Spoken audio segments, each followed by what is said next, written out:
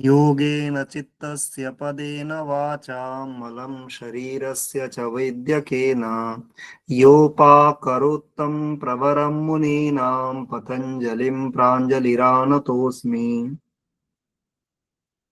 সকলকে শুভ সন্ধ্যা। আমরা মহাভাষ্য নিয়ে চর্চা করব।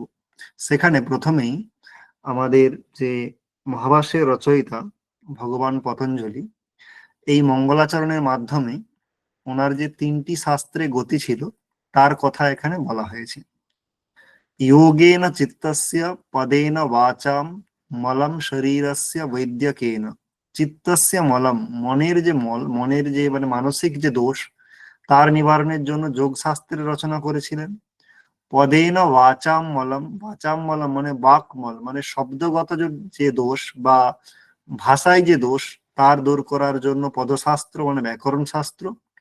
শরীরস্য মলম, শরীরের দোষ নিবারণের জন্য বৈদ্যক শাস্ত্র মানে আয়ুর্বেদ শাস্ত্র। তাই আয়ুর্বেদ, ব্যাকরণ এবং যোগ দর্শনের আচার্য হিসেবে পতঞ্জলিকে পরিগণিত করা হয়, এবং সেটা আমরা এই মঙ্গলাচরণ থেকে জানতে পারি। সেই রকম প্রকাণ্ড পণ্ডিত আচার্য ভগবান পতঞ্জলিকে নমস্কার করা হচ্ছে। আমরা যে ব্যাকরণ শাস্ত্রের যে মহাভাষ্য, পতঞ্জলির লেখা যে ভাষ্য, তাকে আমরা মহাভাষ্য বলি। অষ্টাধ্যায়ের উপরে লিখিত একটি গ্রন্থ। অষ্টাধ্যায়ের উপরে বার্তিক লেখা হয়েছে, তার সঙ্গে সঙ্গে ভাষ্যও লেখা হয়েছে। সেই ভাষ্য গ্রন্থের নাম হচ্ছে মহাভাষ্য। আমরা সকলেই জানি যে আমাদের যে মানে শাস্ত্র পরম্পরা, সেই শাস্ত্র পরম্পরার শুরুটা হয়ে থাকে সূত্র শাস্ত্রের মাধ্যমে। যদি আমরা সকল শাস্ত্র দেখি, ন্যায় থেকে শুরু করে, বৈশেষিক থেকে শুরু করে, মীমাংসা থেকে শুরু করে, সব জায়গায় দেখবো প্রথমে সূত্র আছে। ন্যায় সূত্র, বৈশেষিক সূত্র, তেমনই ব্যাকরণেও সূত্র আছে। সেই সূত্রের যে বইটি সূত্র নিয়ে গঠিত, তার নাম অষ্টাধ্যায়ী। তারই ভাষ্য গ্রন্থ হলো মহাভাষ্য। অপর গ্রন্থগুলিকে বা ভাষ্য গ্রন্থগুলিকে ভাষ্য বলে অভিহিত করা হলেও এই ভাষ্যকেই একমাত্র মহাভাষ্য বলা হয়, ব্যাকরণের ভাষ্যকেই। তার পিছনে কারণ হলো আচার্য পতঞ্জলির প্রসন্ন গম্ভীর শৈলী। প্রসন্ন গম্ভীর শৈলীর মানে তাৎপর্য হচ্ছে যে এখানের যে ভাষা, ব্যবহৃত যে ভাষা খুবই সহজ, যেটা সহজেই মানে বোধগম্য হয় সকলের। কিন্তু তার যে বিষয়, তার গভীরতা অনেক। তাই এই বিষয়গত গভীরতা এবং ভাষাগত সরলতা, এই দুয়ের সমন্বয়ই একে মহাভাষ্যে পরিণত করেছে। অন্যান্য ভাষ্য হলেও এই ভাষ্যকে মহাভাষ্য নামে অভিহিত করেছেন বলে আচার্যরা বা শাস্ত্র পরম্পরায় যে আচার্যগণ আছেন তারা বলে থাকেন। তাহলে আমাদের এটা গেল পূর্ব পীঠিকা। এখন প্রশ্ন আসছে মহাভাষ্য। তার যে মহাভাষ্য, এই যে নাম, সেই মহাভাষ্য নামের গ্রন্থে কটি অধ্যায় আছে? তাহলে সেখানে বলা হচ্ছে যে এই মহাভাষ্যে 84টি অধ্যায় আছে। এইখানে বা এই গ্রন্থে অধ্যায়গুলিকে আহ্নিক নামে ডাকা হয়। সেজন্য বলা হয় মহর্ষি পতঞ্জলি প্রণীত যে মহাভাষ্য, সেটি 84টি আহ্নিকে বিভক্ত। এবং এর যে প্রথম আহ্নিক, তার নাম হলো পস্পসাহ্নিক, যেটা আমাদের পাঠ্যে আছে। এবং দ্বিতীয় আহ্নিক যদিও নেই, তবুও এটা আমাদের জেনে রাখা ভালো। দ্বিতীয় আহ্নিকের নাম হলো প্রত্যাহার আহ্নিক। প্রত্যাহার আহ্নিক কেন? আর সেখানে প্রত্যাহার তৈরি হয় যে মহেশ্বর সূত্র, অয়ুন রিলরিক এয়ং, ওই সূত্রগুলির ব্যাখ্যা করা হয়েছে বলে দ্বিতীয় আহ্নিক হচ্ছে প্রত্যাহার আহ্নিক। এবং তৃতীয় আহ্নিক থেকে আমাদের অষ্টাধ্যায়ের যে প্রথম সূত্র বৃদ্ধির আদৈচ, সেই ব্যাখ্যার মাধ্যমে এই মহাভাষ্যের সূচনা হয়েছে। তার মানে এক কথায় তৃতীয় আহ্নিক থেকেই আদতে সূত্রের ব্যাখ্যা করতে প্রবৃত্ত হয়েছেন আচার্য পতঞ্জলি। প্রথম দুটি আহ্নিক, তার মধ্যে প্রথম হলো পস্পসাহ্নিক আর দ্বিতীয় হলো প্রত্যাহারাহ্নিক। পস্পসাহ্নিক হলো এই মহাভাষ্য গ্রন্থের ভূমিকা বা ইন্ট্রোডাকশন, আর দ্বিতীয় প্রত্যাহারাহ্নিক হলো মাহেশ্বর সূত্রের ব্যাখ্যা। তাহলে এই যে ভাষ্য, সেই ভাষ্য গ্রন্থের একটা লক্ষণ আছে, এবং এটা শুধুমাত্র যে মানে মহাভাষ্যের ক্ষেত্রে লক্ষণটা সমন্বয় হয় সেরকম নয়, যে কোনো ভাষ্য গ্রন্থের ক্ষেত্রে এই লক্ষণটা লাগু হয়। কি লক্ষণ? না, বলা হচ্ছে সূত্রার্থ বর্ণ্যতে যত্র পदै সূত্রানুসারিভিঃ স্বপদানি চ বর্ণ্যন্তে ভাষ্যম ভাষ্যবিদো বিদুঃ। সূত্রার্থ বর্ণ্যতে যত্র, যত্র মানে যেখানে, যে গ্রন্থে সূত্রের অর্থ বর্ণিত হয়। কেমন? মানে তার সারসংক্ষেপ বলে দেওয়া বলছে না, পদৈহি সূত্রানুসারিভিঃ, সূত্রকে অনুসরণ করে তাতে প্রযুক্ত যে পদ, প্রতিটি পদ ধরে ধরে যেখানে ব্যাখ্যা করা হয়, মানে পদশ ব্যাখ্যা করা হয় যে গ্রন্থে, সূত্রে ব্যাখ্যা তো করা হয়, শুধু ব্যাখ্যাই নয়, সূত্রের যে পদচ্ছেদ, সে পদচ্ছেদের ফলে যে পদগুলি পায়, সেই প্রতিটি পদ ধরে ধরে যেখানে ব্যাখ্যা করা হয় উদাহরণ প্রত্যুদাহরণ সহ, এবং স্বপদানি চ বর্ণয়ন্তে, স্বপদানি চ বর্ণয়ন্তে মানে ভাষ্যকার সূত্রে প্রযুক্ত যে পদ, তার অর্থ দেখাতে গিয়ে যে পদ প্রয়োগ করেছেন, কারণ আমরা যখন সূত্রের বা যে কোনো জিনিসের অর্থ বলতে যাই, আমরা আসলে আর একটা শব্দ বলি। যেমন আমরা যদি বলি যে লোচন, তা লোচন শব্দের অর্থ কি? আমরা বলি নয়ন। নয়ন মানে কি? চোখ। তাহলে আসলে একটা শব্দের অর্থ বলতে গিয়ে আরেকটা শব্দই আনি। ঠিক সেরকম যখন ভাষ্যকার সূত্রে প্রযুক্ত পদ, তাকে ব্যাখ্যা করতে গিয়ে যখন তার অর্থ বলতে গিয়ে আরেকটা পদ আনলেন, সেই পদের অর্থ যদি কোনোভাবে আমাদের অবগত না হতে পারে এরকম শঙ্কা হয়, তাহলে সেই পদেরও ব্যাখ্যা যেখানে দেখানো হয়, স্বপদানি চ বর্ণয়ন্তে, মানে ভাষ্যকারের প্রযুক্ত নিজের যে পদ তারও বর্ণনা যেখানে করা হয়, সেইরূপ গ্রন্থকে ভাষ্যম, সেইরূপ গ্রন্থকেই ভাষ্য বলে বলে থাকেন কারা? ভাষ্যবিদ, মানে যারা ভাষ্যবেত্তা বা ভাষ্যের বিশেষজ্ঞ যারা, তারা বলে থাকেন। তাহলে যেখানে সূত্রে অর্থ দেখানো হয়, যেখানে পদশ অর্থ দেখানো হয়, মানে পদশ মানে প্রতিটি পদ ধরে ধরে, 3 নম্বর পয়েন্ট বা বৈশিষ্ট্য হলো যেখানে নিজের দ্বারা বা ভাষ্যকার যে পদগুলি বলবেন, সেই পদগুলিরও যেখানে ব্যাখ্যা করা হবে, তাকেই আমরা ভাষ্য বলে ডাকবো। ঠিক, তাহলে এটা হলো ভাষ্যের লক্ষণ। এবং এই ভাষ্যের লক্ষণ সমস্ত ভাষ্যে, শঙ্কর ভাষ্য, সাবর ভাষ্য, শঙ্কর ভাষ্য মানে বেদান্তের, সাবর ভাষ্য মীমাংসার, বাদশায়ন ভাষ্য, প্রশস্তবাদ ভাষ্য, সবেতেই আমাদের অন্বিত হয়। তাহলে এখন আমরা যে মহাভাষ্য নিয়ে চর্চা করছি, তার প্রথম আহ্নিক আমাদের পস্পসাহ্নিক, সেই পস্পসাহ্নিকই আমাদের পাঠ্যে আছে নেটে। তাহলে সেখানে প্রথমেই হচ্ছে পস্পসাহ্নিক যে কথাটা, সেই কথাটা এলো কিভাবে। তাহলে বলা হচ্ছে স্পর্শনার্থক স্পশ ধাতু, একটা ধাতু আছে গেছে স্পশ ধাতু। তাহলে স্পশ ধাতু তার ইয়ং লুগন্ত যে রূপ হয়, মানে ইয়ং প্রত্যয় আর ইয়ং লুক, এইটা এইভাবে একটা রূপ হয়। যেমন ভূ ধাতু, তার যখন ইয়ং প্রত্যয় করা হয় সেখানে রূপ হয় বভূয়তে, আবার তার ইয়ং লুকের রূপ হয় বো ভবীতি। তাহলে ইয়ং লুক প্রত্যয় বলে একটা ব্যাপার আছে, সেখানে স্পশ ধাতুর ইয়ং লুক প্রত্যয় যখন হয়, আর ইয়ং প্রত্যয় হলে ধাতু রিপিটেশন হয়, মানে দ্বিত্ব হয়। তাহলে স্পশ ধাতু থেকে ইয়ং লুক হওয়ার কারণে দ্বিত্ব হয়ে স্পশ, স্পশ দুটো স্পশ হয়, তার মধ্যে অনুবন্ধ লোপ করে সেখানে পড়ে থাকে পস্পশ। কি পড়ে থাকে? স্পশ ধাতুর মধ্যে অনুবন্ধ যখন দ্বিত্ব হওয়ার পরে যখন আমার লোপ টোপ আমরা করে ফেলি, তখন সেখানে আমার কি পড়ে থাকে? পসপস পড়ে থাকে, পসপস। তার থেকে কি হয়? তার থেকে অং প্রত্যয় হয়, সেই অং প্রত্যয়ের উয়া চলে যায়। তাহলে উয়া চলে যায়, পসপস অ যোগ করলে পসপস। তার থেকে স্ত্রীলিঙ্গে অজাদ্যত টাপ, এই সূত্রের দ্বারা টাপ প্রত্যয় করে দেয়া হয়। কি প্রত্যয়? টাপ প্রত্যয়। টাপের আ পড়ে থাকে, পসপস আ যোগ করলে পসপসা। এইভাবে পসপসা শব্দের বুৎপত্তি, বুৎপত্তি মানে যেখানে প্রকৃতি প্রত্যয় কি আছে সেটা বলাই কি বলা হয়? বুৎপত্তি। তাহলে পসপসা শব্দের ধাতু কি? স্পশ ধাতু। তার থেকে অং প্রত্যয় করে পসপসা, প্রথমে ইয়ং লুক তো হলোই, ইয়ং প্রত্যয় তার লুক, তারপরে অং প্রত্যয় পসপস, তার থেকে টাপ করে পসপসা।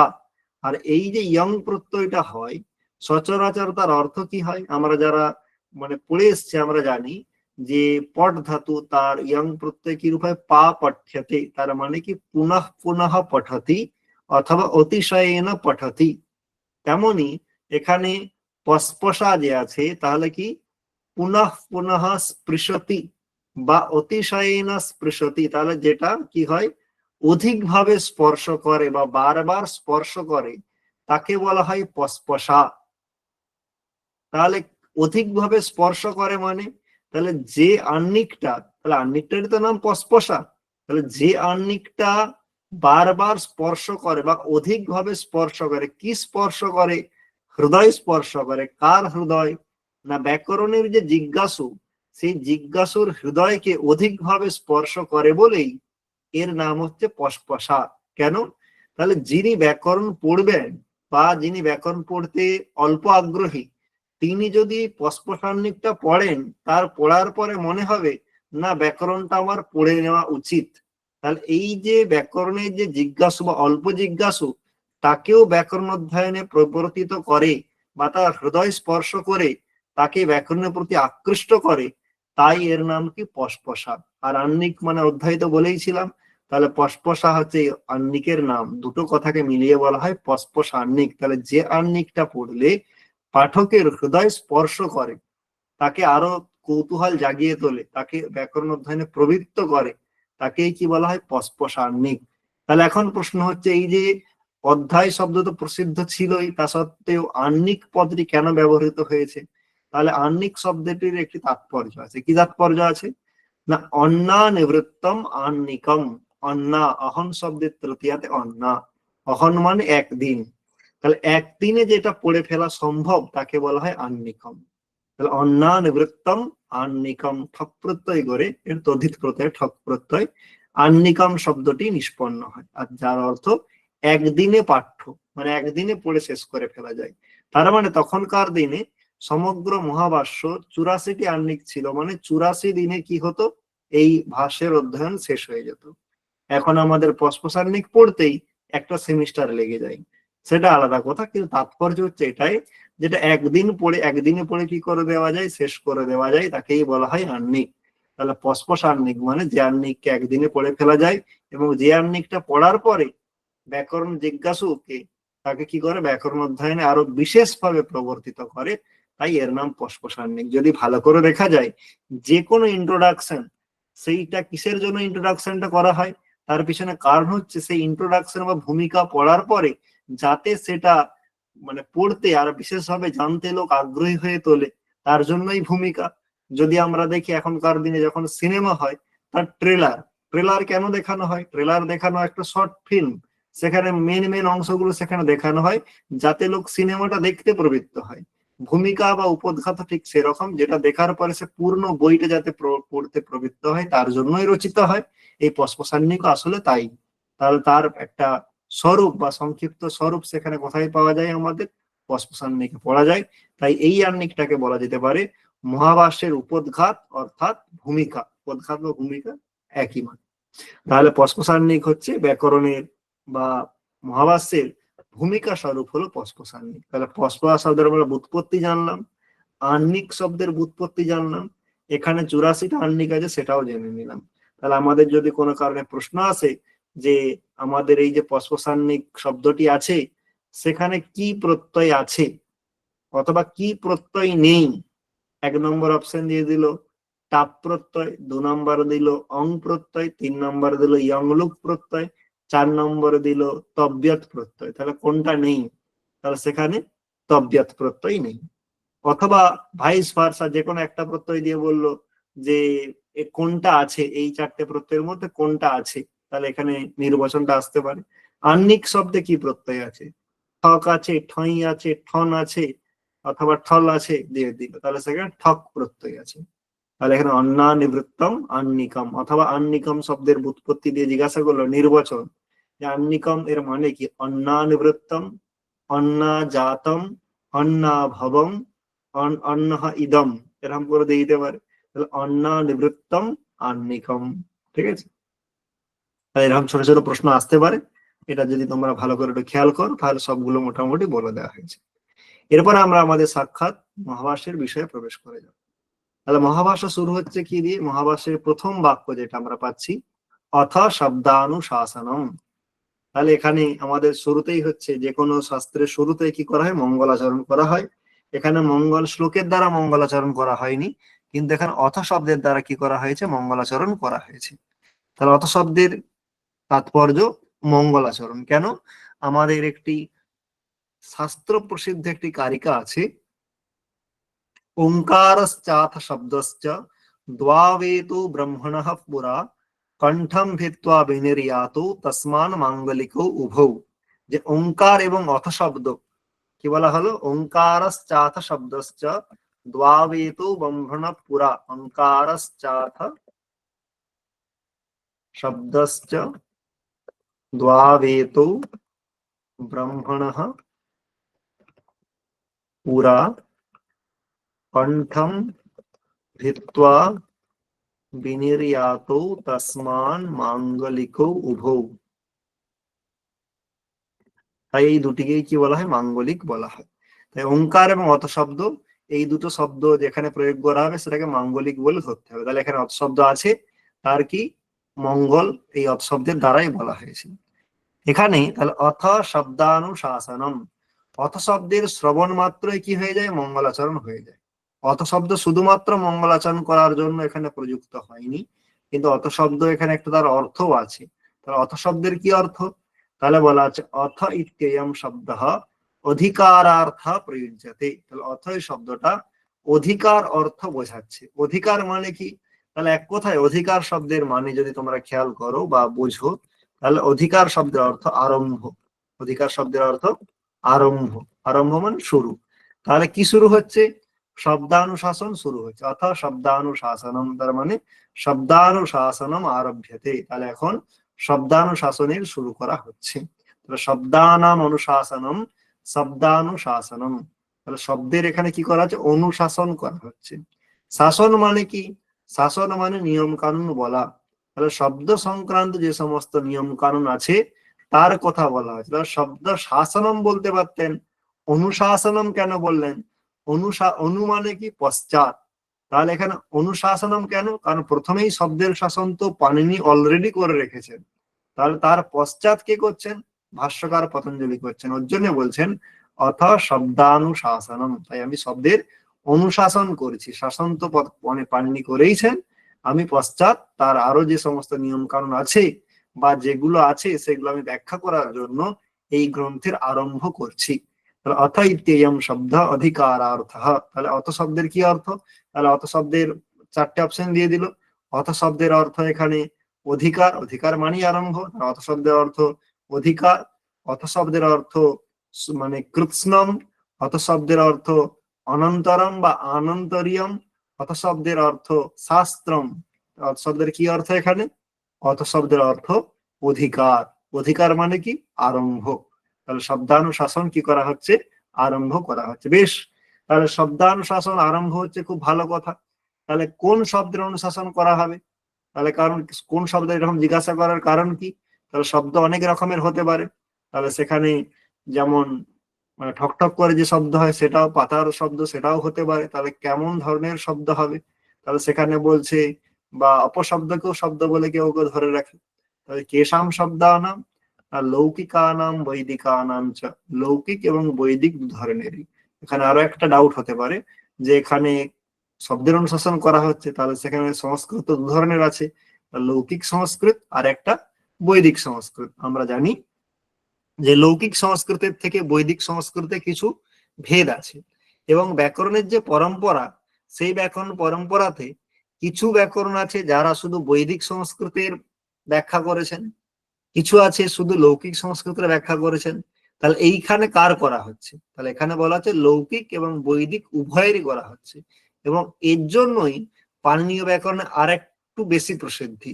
অন্যান্য ব্যাকরণ সচরাচর হলে লৌকিক না হলে বৈদিক, কিন্তু পাণিনীয় ব্যাকরণ এমন ব্যাকরণ যেটা পড়লে লৌকিক এবং বৈদিক দুটোরই জ্ঞান একসঙ্গে হয়ে যায়। তার জন্য অন্যান্য ব্যাকরণের থেকে অতিশয়ী হচ্ছে পাণিনীয় ব্যাকরণ। তাহলে কেশাম শব্দানাম লৌকিকানাম বৈদিকানাম। তাহলে লৌকিক সংস্কৃতেরও কি করা হবে? ব্যাখ্যা করা হবে, বৈদিকেরও করা হবে। তোমরা জানো যে লোকে যেমন জনহ জনৌ জনাহা, দেবহ দেবৌ দেবাহা, কিন্তু সেখানেই বেদে দেবাহা না বলে দেবাসহ, জনাহা না বলে জনাসহ, এরকম কিছু রূপ আলাদা আছে। তাহলে সেগুলো কি আলাদা আছে সেটা কোথায় দেখানো হয়েছে? এখানে। লোকে কি আছে সেটাও এখানে দেখানো হয়েছে। তাহলে সেখানে লৌকিক শব্দ আর বৈদিক শব্দের উদাহরণ দিতে গিয়ে বলছেন তত্র লৌকিকাস্তাবৎ গৌহু অশ্বহ পুরুষः হস্তি শকুনিः মৃগः ব্রাহ্মণ ইতি।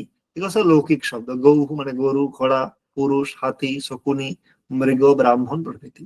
বৈদিক বৈদিকাः খল্বপি সন্নো দেবীরভিষ্টয়ে ঈখে তোর্জে ত্বা অগ্নিমীঢ়ে পুরোহিতম অগ্ন আয়াহি বীতয়ে। তাহলে এখানে চারটি বেদ থেকে চারটি বাক্য নিয়ে এসছেন। সন্ন দেবীর অভিষ্টায় অথর্ববেদের বাক্য, ঈশে তোর্জে ত্বা যজুর্বেদের মন্ত্রের অংশ, অগ্নিমীড়ে পুরোহিতম ঋগ্বেদের প্রথম সূক্তের মন্ত্র, আর অগ্নায়াহি বিতয়ে সামবেদের প্রথম। তাহলে এখানে একটা প্রশ্ন বৈদিকের উদাহরণ তো এটা আছেই, তাছাড়াও একটা প্রশ্ন এখান থেকে হতে পারে যে কি না সন্ন দেবীর অভিষ্টায় এটা কোন বেদে আছে, বা বৈদিকের যে উদাহরণ দেখানো হয়েছে সেখানে কোন ক্রমে আছে, ঋগ্বেদ সামবেদ যজুর্বেদ অথর্ববেদ, অথবা অথর্ববেদ যজুর্বেদ ঋগ্বেদ সামবেদ, অথবা ঋগ্বেদ যজুর্বেদ সামবেদ অথর্ববেদ, এভাবে চারটে ক্রমে দিক ওদিক করে দিয়ে দিতে পারে। তো সেখানে তোমরা একটু দেখে রাখবে, প্রথমে অথর্ববেদ, তারপরে যজুর্বেদ, তারপরে ঋগ্বেদ, তারপরে সামবেদ, ক্রম এবং কোনটা কোন বেদের উদাহরণ। ঈশে তোর যে তো এটা কোন বেদের উদাহরণ, ঋগ সাম যজু অথর্ব। তাহলে এইভাবে কিন্তু প্রশ্ন দিতে পারে, এটা নোট করবে। আর একটা খেয়াল রাখবে, লৌকিকের যে উদাহরণগুলো দেওয়া হয়েছে, এখন প্রশ্ন দিয়ে দিবে যে এর মধ্যে পতঞ্জলি লৌকিক শব্দ হিসেবে উদাহরণ দেননি বা দিয়েছেন, তাহলে এই শব্দগুলো থেকে যদি একটা দিয়ে বলবে কোনটা দিয়েছেন, অথবা চারটে দিয়ে একটা আদার অন্য থেকে দিয়ে বলবে কোনটা দেননি। তো এটা কিন্তু এইভাবে একটু মাথায় রাখতে হবে। তাহলে বেশ, তাহলে আমরা জানতে পারলাম যে এখানে লৌকিক এবং বৈদিক দুটো শব্দের কি করা হয়েছে, অনুশাসন বা ব্যাখ্যা করা হয়েছে, ব্যুৎপত্তি দেখানো হয়েছে। কোথায়? মহাভাষ্যে স্যার। মহাভাষ্যেই নয়, পাণিনীয় ব্যাকরণ পরম্পরায়, পাণিনি দেখিয়েছেন অষ্টাধ্যায়ীতে। এখন প্রশ্ন হচ্ছে, বেশ তাহলে এখন শব্দের অনুশাসন তো করবে, কিন্তু শব্দ বলে কাকে? তাহলে সেখানে বলতে গিয়ে বলছে অথ গৌর ইত্যত্র কস শব্দ। তাহলে এখন শব্দ কাকে বলে আগে সেটা বুঝতে হবে। শব্দের অনুশাসন তো করবে ঠিক আছে, শব্দ বলতে আদতে কি বোঝো? যে বলে গরু গরু, তাহলে এখন শব্দটা কি গৌহু বলতে? তখন বলছে কিম, প্রশ্ন করছে ইয়াত্তৎ শাসনাল আঙ্গুল ককুদা খুরা বিষান্নি অর্থরূপম সা শব্দ। তাহলে বলছে ওই যে আমরা যেটা দেখতে পাই, যার গলক শাসনা মানে গলকম্বল আছে, লাঙ্গুল লেজ আছে, ককুদ মানে ওই যে ষণ্ডের পিঠে যে উঁচু মতো থাকে ককুদ আছে, খুর বিষাণ মানে সিং। তাহলে এই যে এই বিশিষ্ট যে প্রাণীটা আমরা চোখের সামনে যেটা দেখতে পাই সেটা শব্দ? নিত্যাহ দ্রব্যম নাম। বলছে না না, ওটা শব্দ নয়, ওটা কি দ্রব্য। তাহলে বলছে কি বলছে, তাহলে বলছে ইয়ত্তর্হি তদ ইঙ্গিতম চেষ্টিতম নিমিষিতম ইতি সশব্দ। তাহলে যেটা ওই যে নড়ছে, চোখ মিটমিট করছে, এই এই জিনিসগুলো কি শব্দ? নেত্যাহ ক্রিয়া নাম সাজে, লেজ নাড়া অথবা চোখ মিটমিট করা, ছটফট করা, এগুলো ক্রিয়া, এটা শব্দ নয়। ইয়ত্তর্হি তৎশুক্ল নীলহ কপিলহ কপোতঃ ইতি সশব্দ হবে। তাহলে ওই যে সাদা নীল কালো এই যে রং, তাহলে এগুলো কি শব্দ? নিত্যাহ গুণো নাম সহ, না না ওটাও শব্দ না, গুণো নাম সহ। ইয়ত্তর্হি তদ ভিন্নেষু অভিন্নম ছিন্নেষু অছিন্নম সামান্য ভূতম সশব্দ। আচ্ছা তাহলে কোনটা শব্দ? যেটা হচ্ছে ভিন্নেষু অভিন্নম ছিন্নেষু অছিন্নম, যেটা এমন বস্তু যদি কোনো কারণে লেজটা কেটে দেওয়া হয় তাতেও তাকে গরু বলা হবে, কার তার যদি একটা পা নাও থাকে তাকেও তাকে গরু বলা হবে, যদি ছোট আকারে হয় তাকেও গরু বলে, বড় আকারে বললেও গরু বলে। তাহলে এই এত ভেদ সত্ত্বেও গরু যেটাকে বলে, তাহলে সেই ধর্মটা কি শব্দ? একটাতে কিছু কমন আছে, যার জন্য 4 ফুট মানে 2 ফুট হলেও গরু বলছি, 3 ফুট হলেও গরু বলছি, লাল হলেও গরু বলছি, নীল হলেও গরু বলছি, লেজ থাকলেও বলছি, না বললেও বলছি। তাহলে এই ধর্মটা? না না, নিত্যাহ আকৃতির নাম সহজ, না না ওটা গরু মানে শব্দ নয়, ওটা তো জাতি। কস্তরহি শব্দ। তাহলে শব্দ কোনটা? তাহলে বলছে येन उच्चारितेन शासनाल आंगुल ककुद खुर विषाणीनाम संप्रत्ययो भवति स शब्दः। যার উচ্চারণ করার ফলে, তুমি যার উচ্চারণ করলে শাসনাল আঙ্গুল ককুদ খুরা বিষাণী মানে শাসনাল আঙ্গুল ককুদ খুর সিং এই সমস্ত জিনিসগুলো যার আছে, তার বোধ যার শুনে হয় বা যাকে শোনার পরে এই বোধটা হয়, সেটা শব্দ। সেটা কি শব্দ? তাহলে যেটা বোঝা যায় সেটা দ্রব্য, যেটা নীল লাল কালো এগুলো হচ্ছে গুণ, কিন্তু যার উচ্চারণের ফলে এই জিনিসগুলোর বোধ হয় তাকেই কি বলা হয়? শব্দ বলা হয়। এইখানে শব্দের দুটো ডেফিনেশন দেওয়া হয়েছে মহাভাষ্যে। একটা হচ্ছে ইয়ে না উচ্চারিতে না শাসনাল আঙ্গুল ককুদ খুরা বিষাণী নাম সম্প্রত্যয়তি সশব্দ। আরেকটা ডেফিনেশন পরে গিয়ে দিয়েছেন তারপরেই, অথবা প্রতীত পদার্থক লোকে ধ্বনি শব্দ ইত্যুচ্যতে, অথবা লোকে মানে এমনি আমরা সাধারণ মানে ভাষায় ধ্বনি শব্দ ইত্যুচ্যতে, ধ্বনি মানে এই যে টেবিল চাপড়ানো হলো, টেবিল চাপড়ানো, যখন কেউ টেবিল চাপড়ালো তখন এই শব্দ করো না, শব্দ করো না, ডিস্টার্ব হচ্ছে। তাহলে এই যে শব্দ করো না, তাহলে আদতে যে টেবিলটা চাপড়ানো হলো সেটা আদতে কি হলো, ধ্বনি উৎপন্ন হলো। সেটা আদতে কিন্তু শব্দ নয়, তা সত্ত্বেও লোকে ওটাকে কি বলে ডাকে, শব্দ বলে ডাকে। তাহলে আমরা আদতে শব্দ বলতে কোনটা, আমাদের যে মুখের দ্বারা উচ্চারিত যে শব্দ, যার শুনে অর্থের বোধ হয়। অনেক সময় এই যে ধ্বনি, সেগুলো অনেক সময় অনর্থকও হয়, তা সত্ত্বেও সেটাকেও লোকে কি বলা হয়, শব্দ বলে ডাকা হয়। তাহলে ব্যাকরণের পক্ষে কোনটা, না ইয়ে না উচ্চারিতে না শ্বাসনাল আঙ্গুলক কুদখুর বিষান্নাম সম্প্রত্যয় ভবতি সশব্দ, এটা ব্যাকরণ সম্মত। আর এটা লৌক সম্মত হচ্ছে প্রতীত পদার্থক লোকে ধ্বনি শব্দ ইত্যুচ্যতে। আরেকটা দিক হচ্ছে, এই যে ইয়ে না উচ্চারিত না প্রথমটা বলা হলো, এটা আদতে স্ফোটের মানে লক্ষণ। এটা যে স্ফোটাত্মক যে শব্দ, স্ফোটাত্মক শব্দ মানে হচ্ছে এটা শাস্ত্রীয় শব্দ, আর এটা হচ্ছে লৌকিক বা কার্য শব্দ বা অনিত্য শব্দ। ওর জন্য ব্যাকরণের শব্দ কি বলা হয়, নিত্য। এখানে এত শাস্ত্রীয় বিষয়ে না গিয়ে নেটের জন্য যেটা আমার মাথায় রাখতে হবে, একটা হচ্ছে নিত্য শব্দ, একদল বলে শব্দ নিত্য, তাদের জন্য এই শব্দের লক্ষণ করেছেন ইয়ে না উচ্চারিত না। আরেক দল বলে শব্দ অনিত্য বা কার্য। কার্য মানে কি, যেটা করা হয়েছে বা সৃষ্ট হয়েছে। যে সৃষ্ট তার শুরু আছে, যে যা সৃষ্টি হয়েছে মানে কি, তাকে সে আগে ছিল না এখন সৃষ্টি হয়েছে, তার মানে সে অনিত্য, তাহলে তাকে কার্য শব্দ বলা হয়। ওই যে দুটো লক্ষণ, মানে নিত্য শব্দ পক্ষ আর একটা বলছে কার্য শব্দ পক্ষ। অনেক সময় প্রশ্ন দিয়ে দেয় যে কার্য শব্দ পক্ষে বা অনিত্য শব্দ এই পক্ষে শব্দের কি লক্ষণ, প্রতীত পদার্থক লোকে ধ্বনি এটা, না ইয়ে না উচ্চারিত না এটা, অথবা অন্য দুটো অপশন দিয়ে দিল। তাহলে ইয়ে না উচ্চারিত না এটা হচ্ছে নিত্য শব্দ পক্ষে, আর এটা হচ্ছে অনিত্য শব্দ পক্ষে বা কার্য শব্দ পক্ষে। তাহলে এই যে আগের যেগুলো বলা হলো, এখান থেকে প্রশ্ন আসতে পারে যে কোনো একটা দিয়ে, ইয়াত্তর্হি তচ্ছুগ্লো নীলহ কপিলহ কপোতহ ইতি স শব্দঃ। অপশন দিয়ে দিল নিত্যাহ, অয়ম দিয়ে অপশন দিল গুণাহ, বিতে ক্রিয়া, 3 নম্বর আকৃতি, 4 নম্বর দ্রব্য। তাহলে তোমাকে সেটা দেখতে হবে যে কোনটাই আছে। যদি শুক্ল নীলাহ বলে তাহলে সেটা গুণের কথা বলা হচ্ছে, ইঙ্গিতম চেষ্টিতম বলে ক্রিয়ার কথা বলা হচ্ছে। তাহলে এইভাবে এইখানটা থেকে কিন্তু প্রশ্নটা দিতে পারে। আর এখান থেকে দিতে পারে নিত্য শব্দ আর অনিত্য শব্দ থেকে প্রশ্ন দিতে পারে। আমি যেটা বলছিলাম যে ধ্বনিকে শব্দ বলে, তার হিসেবে প্রমাণ দিচ্ছে তদ যথা শব্দম কুরু, শব্দ করো, মা শব্দম কার্ষি, শব্দ করো না। শব্দ করো না মানে কি ওই ধ্বনি উৎপন্ন করো না। শব্দকারী অয়ম মানবক, এই বালকটা শুধু শব্দ করেছে। ইতি ধ্বনিম কুর্বাণ এবং উচ্চতে, তসমাৎ ধ্বনি হি শব্দ। তাই ধ্বনিকেও শব্দ বলে লোকে কি করে, বলে থাকে। কিন্তু আসলে ব্যাকরণে বা শাস্ত্রে স্ফোটকেই শব্দ বলা হয়। ধ্বনি আলাদা, স্ফোট আলাদা। ধ্বনি যেটা হচ্ছে আমরা মানে মুখে উচ্চারণ করি, আদতে সেটা শব্দ নয়। স্ফোট হচ্ছে আমাদের হৃদয়ে যেটা থাকে সেটাকে বলে স্ফোট। এটা শাস্ত্রীয় ব্যাখ্যা আছে, একটু ইগনোর করতে পারো। তাহলে প্রথম লক্ষণ সম্মত হচ্ছে স্ফোট শব্দ, আর দ্বিতীয় অনুসারে ধ্বনি শব্দ। আর একটা অপরপক্ষে নিত্য শব্দ, আর হচ্ছে অনিত্য শব্দ। ধ্বনি হচ্ছে অনিত্য আর স্ফোট হচ্ছে নিত্য। ঠিক, এটা যে পারিভাষিক বিষয়, ইগনোর করো, মেন পয়েন্টটা ধরে নাও। বেশ, এরপরে আসছে তাহলে শব্দ কাকে বলে মোটামুটি আমরা বুঝে গেছি। কোন কোন শব্দের অনুশাসন করা হচ্ছে লৌকিক বৈদিক সেটাও বুঝে গেছি। এখন প্রশ্ন হচ্ছে, ঠিক আছে তুমি শব্দের অনুশাসন করছো, ভালো কথা, কিন্তু এই শব্দানুশাসনের কোনো কি উদ্দেশ্য আছে? কারণ উদ্দেশ্য ছাড়া কোনো কিছু এই জগতে হয় না। প্রয়োজন অনুদ্দেশ্য না মন্দবি প্রবর্ততে, প্রয়োজন ছাড়া কোনো কিছু হয় না। তাহলে এই যে শব্দানুশাসন করবে, তারা প্রয়োজন কি?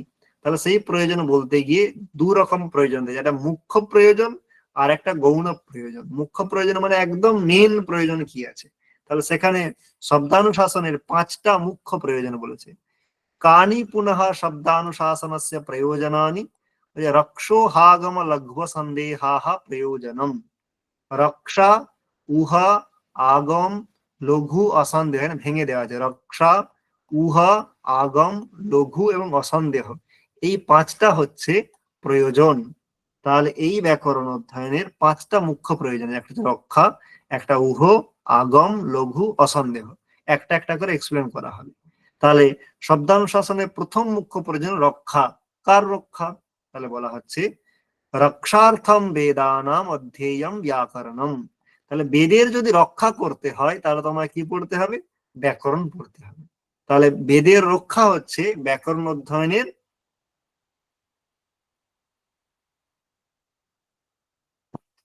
মুখ্য প্রয়োজন। যদি একটু খেয়াল করে দেখো, মানে বেদের 6টা অঙ্গ আছে, তার মধ্যে প্রধান অঙ্গ কি? ব্যাকরণ। তাহলে আসলে ব্যাকরণ রচিত হয়েছিল কিসের জন্য? বেদের রক্ষা করার জন্য। তাহলে বেদের রক্ষা ব্যাকরণ কিভাবে করবে? তাহলে বলছি, লোপাগম বর্ণ বিকারজ্ঞো হি সম্যক বেদান পরিপালয়িষ্যতি। যে লোপ আগম এবং বর্ণের বিকারকে জানে, লোপাগম বর্ণ বিকারজ্ঞ, যে লোপকে ঠিকঠাক জানে, আগমকে ঠিকঠাক জানে, বর্ণ বিকারকে ঠিকঠাক জানে, সেই বেদের যথার্থ রক্ষা করতে পারবে। কি করে রক্ষা করতে পারবে? তাহলে তার উদাহরণ হচ্ছে যে, একটা আমাদের বেদে যখন দুহ ধাতুর প্রয়োগ করা হয়, দুহ ধাতুর আমাদের লং লকার আমরা যখন প্রয়োগ করব, তাহলে সেখানে লং লকার প্রথম পুরুষ এক বচনে সেখানে যে রূপটা হয়, তার বহু বচনে অদুহতা এরকম রূপ হয়। কি রূপ হয়? অদুহতা। তাহলে এই যে অদুহতা রূপটা আমার কোথায় আছে? লৌকিক ব্যাকরণে বা লৌকিক সংস্কৃতে হয়। সেই অদুহতা রূপটা যখন বৈদিক সংস্কৃতে যায়, তখন অদুহরা এরকম প্রয়োগ হয়ে যায়।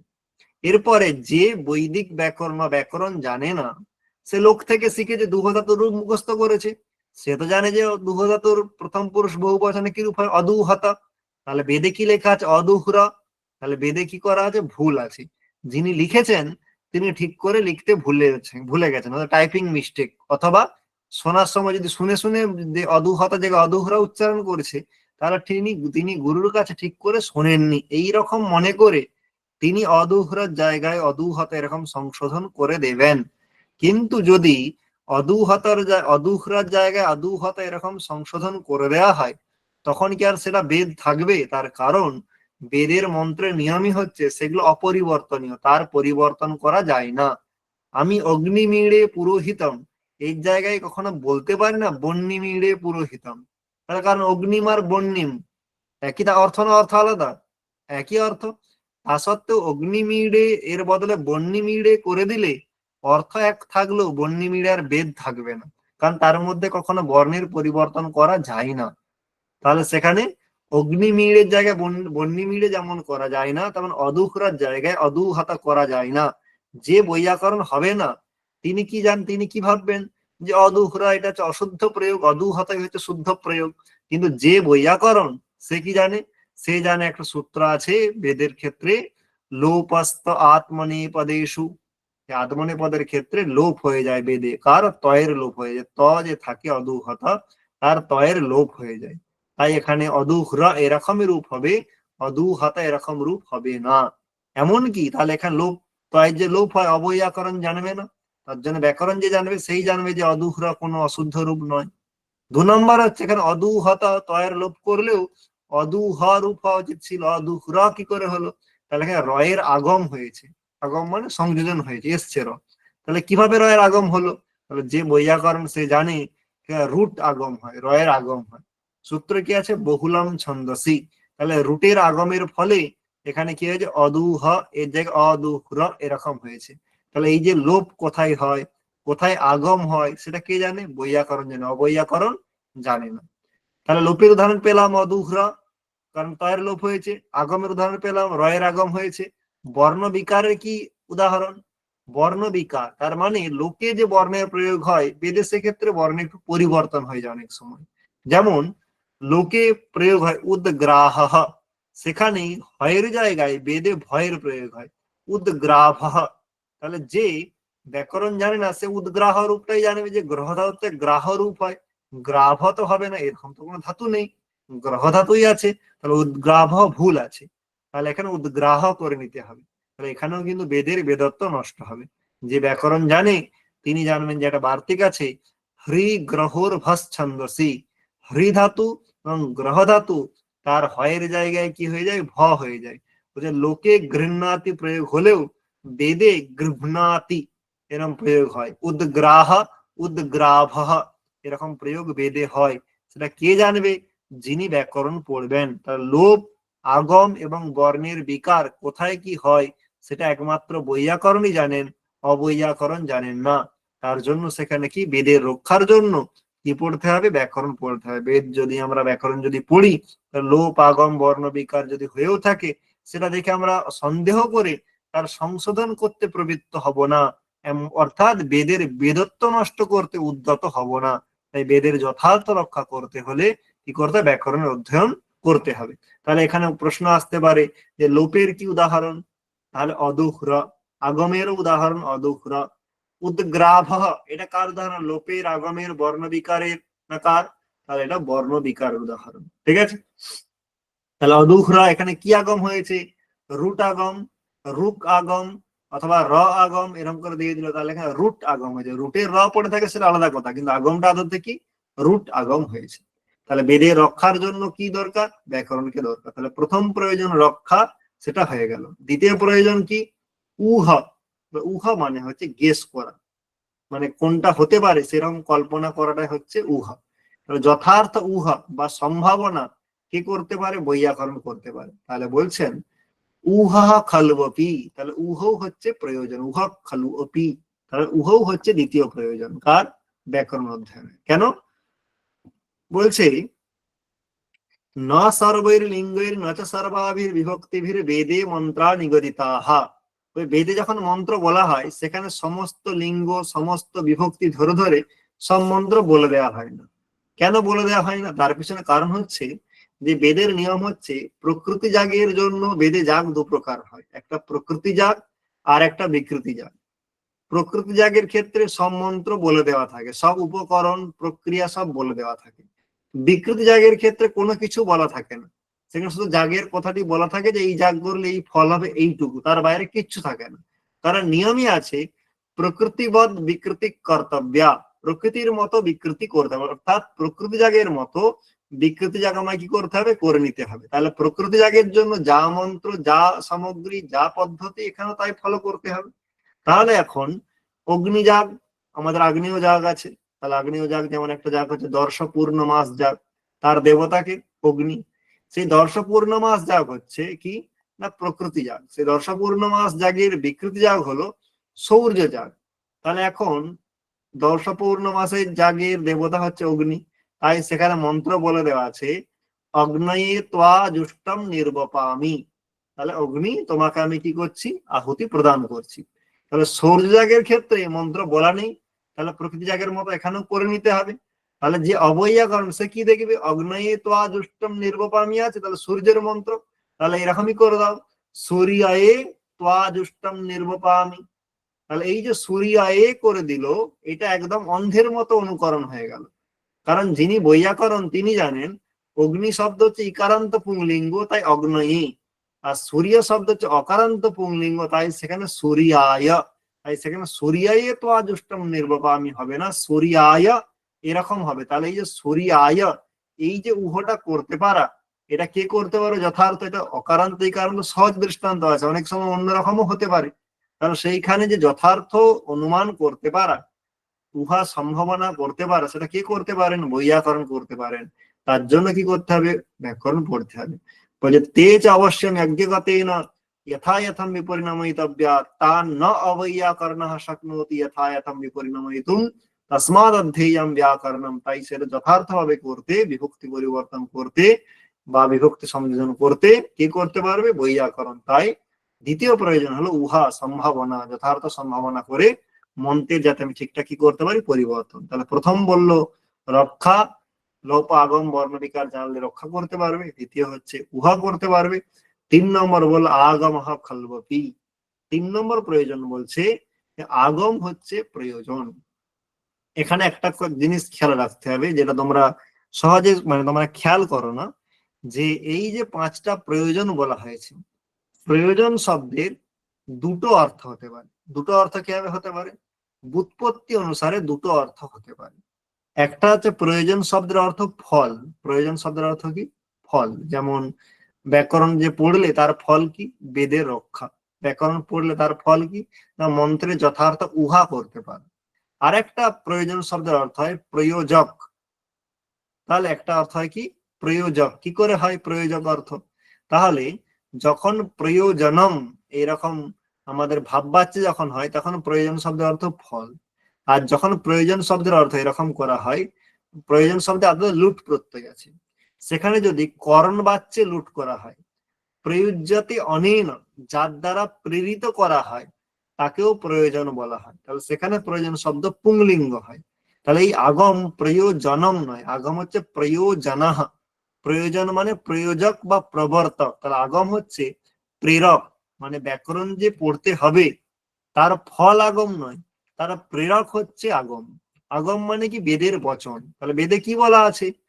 ব্রাহ্মণেন নিষ্কারণো ধর্মঃ ষড়ঙ্গো বেদ অধ্যেয় জ্ঞেয়।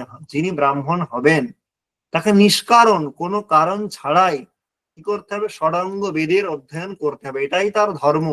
ষড়ঙ্গ বেদ মানে ছটা অঙ্গের সহিত বেদ। ছটা অঙ্গের মধ্যে ব্যাকরণ আছে, শিক্ষা, গল্প, ব্যাকরণ, নিরুক্ত, ছন্দ, জ্যোতিষ।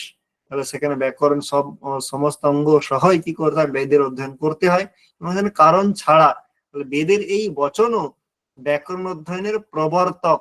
তাহলে এখানে প্রয়োজক বা প্রয়োজনঃ, এখানে তুমি ফল ধরো, তাহলে তুমি কখনো অন্যায় করতে পারবে না। যেমন ব্যাকরণ পড়লে তার ফল হলো বেদের রক্ষা, কিন্তু ব্যাকরণ পড়লে তার ফল বেদের বাক্য, এরকম তো নয়। এই বেদের বাক্য ব্যাকরণের প্রয়োজনম নয়, প্রয়োজনঃ। প্রয়োজনঃ মানে প্রবর্তক। এখানে দেওয়া আছে দেখ, আগম হলো প্রয়োজন, প্রবর্তক, ফল নয়। বাকি চারটে হচ্ছে ফল মানে প্রয়োজনম, আর আগম হলো প্রয়োজনঃ মানে প্রবর্তক। যে প্রয়োজ্যতে অনেন ইতি প্রয়োজনঃ প্রবর্তকঃ, আর প্রয়োজনম মানে ফলম। তাহলে ব্যাকরণ অধ্যয়নের চারটে হচ্ছে প্রয়োজনম, আর একটা হচ্ছে প্রয়োজনঃ। মানে পার্থক্য আছে, ঠিক আছে? এটা তোমরা সহজে হয়তো অনেক সময় অনেক বইয়ে দেওয়া থাকে, অনেক বইয়ে থাকে না, বা পড়ার সময় আমরা খেয়াল করি না। এই ছোট ছোট বিষয়গুলো কিন্তু একটু খেয়াল করতে হবে। তাহলে আগম কিন্তু প্রয়োজনম নয়, প্রয়োজনঃ। প্রশ্ন আসতে পারে। তাহলে আগম বলতে বেদের যে বচন, সে বচন বলে যে ব্যাকরণ পড়তে হবে। ব্যাকরণ কেন পড়তে হবে? কারণ ছটা অঙ্গ সহিত বেদের অধ্যয়ন অবশ্যই করতে হবে। আর প্রধানম চ ষটসু অঙ্গেষু ব্যাকরণম, ষড়ঙ্গ বেদের অধ্যয়ন করতে বলেছে, আর ছটা অঙ্গের মধ্যে প্রধানকে ব্যাকরণম। প্রধানে কৃত যত্ন ফলবান ভবতি, আর যে প্রধান হয় সেখানে তো চেষ্টা করতেই হবে, তবেই অধিক ফল লাভ হবে। কারণ যে প্রধান হবে সেখানে আমাকে অধিক সময় ব্যয় করতে হবে। তাই এখানে ব্যাকরণ অধ্যয়ন অবশ্যই কর্তব্য। তাই ব্যাকরণ অধ্যয়নে প্রয়োজনঃ অর্থাৎ প্রবর্তক হলো কি? আগম। রক্ষা, উহ, এই দুটো প্রয়োজনম, আর আমাদের আগম হলো প্রয়োজক বা প্রেরক বা প্রবর্তক। এবারেও আবার আসছে ফল। ব্যাকরণ অধ্যয়নের ফল কি? লঘ্বার্থম চ অধ্যেয়ম ব্যাকরণম। লঘ্বার্থম মানে তার মানে কি? লঘু, অল্প বা সহজেই শব্দ শাস্ত্র আয়ত্ত করার জন্য, বা শব্দকে আয়ত্ত করার জন্য, ভাষাকে আয়ত্ত করার জন্য সব থেকে লঘু সহজ উপায় হলো কি? ব্যাকরণ। ব্রাহ্মণেন অবশ্যম শব্দাহ জ্ঞেয়াহ ন চান্তরেণ ব্যাকরণম লঘুনা উপায়েন শব্দাহ শক্যা বিজ্ঞাতুম। শব্দের জানার সব থেকে সহজ উপায় কি? ব্যাকরণ। তার কারণ কি? এই যে ধরো তোমার হচ্ছে যেমন কৃষ্ণযুক্ত অরি, অ এর পরে অ থাকলে আ, এটা ব্যাকরণ বলে। তার ফলে তুমি কৃষ্ণযুক্ত অরি কৃষ্ণারি, তেমনি তুমি দণ্ডযুক্ত অগ্র দণ্ডাগ্র। তাহলে জগতে যেখানে যেখানে অ এর পরে অ আছে তুমি আ করে নি। যদি ব্যাকরণ না থাকতো তোমাকে মনে রাখতো কৃষ্ণের পরে অরি থাকলে কৃষ্ণারি হয়, দণ্ডর পরে অগ্র থাকলে দণ্ডাগ্র হয়। তোমাকে আলাদা আলাদা যত অ এর পরে অ উদাহরণ আছে সমস্ত আলাদা আলাদা করে মনে রাখতে হতো। কিন্তু যখন তোমাকে ব্যাকরণ বলে দেয় অ এর পরে অ থাকলে আ, এখন তোমাকে শব্দ মনে রাখার কোনো দরকার নেই। তুমি আগে অ আছে না পরে অ আছে দেখে নিলে, হয়ে গেল। তাহলে এই যে সহজে শব্দ আয়ত্ত করার যে উপায় বা কৌশল, সেটা কে শেখায়? ব্যাকরণ শেখায়। ব্যাকরণ অধ্যয়নের ফল হলো যে সহজে কি করতে পারবো? অনন্ত শব্দ রাশিকে আমরা আয়ত্তে আনতে পারবো। পঞ্চম প্রয়োজন অসন্দেহার্থম চ অধ্যেয়ম ব্যাকরণম। পঞ্চম প্রয়োজন বললো অসন্দেহের জন্য, মানে যাতে আমাদের সন্দেহ না হয় তার জন্য কি করতে হবে? ব্যাকরণ পড়তে হবে। কেন সন্দেহ হবে কেন? তাহলে সে উদাহরণ দেখা যাচ্ছে, ইয়াজ্ঞিকাহ পঠন্তি, এটা বেদের মন্ত্র আছে, স্থূল পৃষতিম আগ্নিবারুণীম অনডবাহিম আলাভেতা। তার মানে যজ্ঞে আলাভেতা মানে আলম্বন করবে। তার কার আলম্বন করবে? তার হচ্ছে স্থূল পৃষতিম অনডবাহিম। অনডবাহী মানে গরু আর কি। কেমন গরু বা কেমন গাভী? না স্থূল পৃষতি। তাহলে এই স্থূল পৃষতিতে কি হয়? সন্দেহ হয়। কি সন্দেহ হয়? স্থূল পৃষতি শব্দে দুটো সমাস হতে পারে, একটা তৎপুরুষ সমাস হতে পারে, আর একটা বহুব্রীহি সমাস হতে পারে। তাহলে দুটোর মধ্যে মানে আমার পার্থক্য কি হবে? যদি তৎপুরুষ মানে কর্মধারায় হয় তাহলে সেখানে অর্থ হবে স্থূলা চ অসৌ পৃষতি চ স্থূল পৃষতি। পৃষতি শব্দের অর্থ হচ্ছে মানে কি বলবো, ওই সাদা সাদা ছোপ ছোপ দাগ। তাহলে সেখানে স্থূলা পৃষতি মানে যে পৃষতি গুলো যার স্থূল, তার মানে তার গায়ে যে সাদা দাগগুলো আছে সেগুলো যার গায়ে বড় বড় আছে, সেই রকম গাভীর আলম্বন করবে। এটা একটা ব্যাখ্যা। 2 নম্বর ব্যাখ্যা বলছে, যদি বহুব্রীহি ধরি, স্থূলানি বা পৃশন্তি अस्याहा সা, তাহলে স্থূলা মানে যেটা কি হবে, স্থূল হবে যে গরু, এবং যার গায়ে এরকম বড় বড় কি মানে দাগ থাকবে। আর এটা কি বলছে, স্থূলানি পৃশন্তি अस्याहा সা, যে গরুর যে চিহ্নগুলো থাকবে সেগুলোই স্থূল হবে। কর্মধারায় কি বলেছিল, যে গাভীটা স্থূল হবে এবং যার মধ্যে চিহ্ন থাকবে। এইখানে কি বললো, যে গাভীর চিহ্নগুলো স্থূল হবে, বড় বড় হবে তাকে। তাহলে এইখানে গাভীটা স্থূল হবে সে কথা বলেনি, এখানে চিহ্নগুলো বড় হবে সে কথা বলেছে। আর কর্মধারায় ধরলে স্থূল হবে গাভীটি এবং তার সঙ্গে সেখানে কি থাকবে, সেখানে চিহ্ন থাকবে। সেখানে চিহ্ন থাকলেই হলো, বড় ছোটর কোনো ব্যাপার নেই, কিন্তু গাভীটি স্থূল হতে হবে। আর এখানে কি, গাভী স্থূল না হলেও চলবে, কিন্তু চিহ্নগুলো যাতে বড় বড় হয়, সাদা সাদা ছোপ ছোপ যে দাগগুলো আছে সেগুলো যাতে বড় হয়। তাহলে এখানে ডাউট হচ্ছে, আমি কর্মধারায় সমাস ধরবো মানে এরকম অর্থ করবো যে স্থূল এবং যার গায়ে চিহ্ন আছে, অথবা এরকম ধরবো যার গায়ে বড় বড় সাদা সাদা ছোপ ছোপ দাগ আছে সেরকম। তাহলে এরকম ডাউট হচ্ছে, সন্দেহ হচ্ছে। তাহলে এই সন্দেহ কার হয়, অবৈয়াকরণের হয়। বৈয়াকরণে কেন হয় না, তারা বৈয়াকরণ সমাস কি ধরে নির্ণয় করে, বেদে স্বর আছে, তাহলে স্বর ধরে নির্ণয় করে নেয়। সেখানে কেন, যদি তৎপুরুষ সমাস হয় তাহলে সেখানে অন্তদাত্ত স্বর হওয়ার কথা। কারণ সূত্রই আছে, সমাসাস্য, সমাস সূত্র বলে যদি যদি সেখানে স্বর অন্তদাত্ত হয় মানে অন্তবর্ণটা উদাত্ত হয়, তাহলে সেখানে তৎপুরুষ সমাস আছে। আর যদি বহুব্রীহি সমাস থাকে তাহলে সেখানে পূর্ব পদ প্রকৃতি স্বর হয়, মানে পূর্বের যে পদ আছে তার উদাত্ত হবে, মানে যে স্থূল পৃষতি তার যে পূর্ব পদকে স্থূল, তার লয়ের যে সে উদাত্ত হবে। আর তৎপুরুষ হলে অন্তে যা আছে স্থূল পৃষতি, এই যে তি যে আছে ইকার, এ উদাত্ত হবে। তাহলে যে বৈয়াকরণ সে স্বর দেখে বুঝে নেয় যে এখানে অন্তদাত্ত আছে, তাহলে আমি তৎপুরুষ ধরবো। আচ্ছা, এখানে পূর্বপদ প্রকৃতি স্বর আছে, তাহলে বহুব্রীহি ধরবো। তাহলে সহজ। কিন্তু যে অবৈয়াকরণ সে তো জানে না যে কি স্বর থাকলে কি সমাস ধরতে হয়, তার ক্ষেত্রে সন্দেহ হয়। ওর জন্য বলছে যে বৈয়াকরণ সে কি করে, স্বরতঃ অধ্যবস্যতি, স্বর থেকে বুঝে যায় কি, যদি পূর্বপদ প্রকৃতি স্বরত্তম তাতেও বহুব্রীহি, তাহলে বহুব্রীহি। আর অন্তদাত্ত হলে তৎপুরুষ। তাহলে এখানে প্রশ্ন আসতে পারে, যখন অন্তদাত্ত স্বর হয় তাহলে সেখানে কি সমাস হয়, অব্যয়ভাব, তৎপুরুষ, বহুব্রীহি, দ্বন্দ্ব। তাহলে অন্তদাত্ত হলে তৎপুরুষ, বহুব্রীহি হলে কি স্বর হয়, অন্তদাত্ত, মধ্যদাত্ত, আদ্যুদাত্ত, পূর্বপদ প্রকৃতি স্বর। তাহলে সেখানে পূর্বপদ প্রকৃতি স্বর।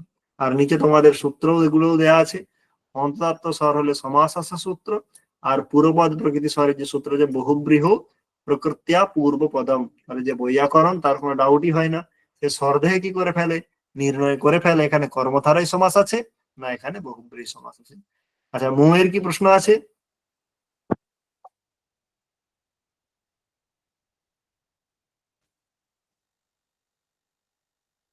কিছু প্রশ্ন আছে কি? বেশ, তাহলে আমাদের 5টা প্রয়োজনের কথা আমরা বললাম, রক্ষা, উহ, লঘু, অসন্দেহ, এই 4টে প্রয়োজনম। আর আগম হচ্ছে প্রয়োজন, প্রয়োজক বা প্রবর্তক। ঠিক আছে, তাহলে আমাদের 5টা যে মুখ্য প্রয়োজন সেটা আমাদের কাছে আশা করি পরিষ্কার হয়ে গেছে।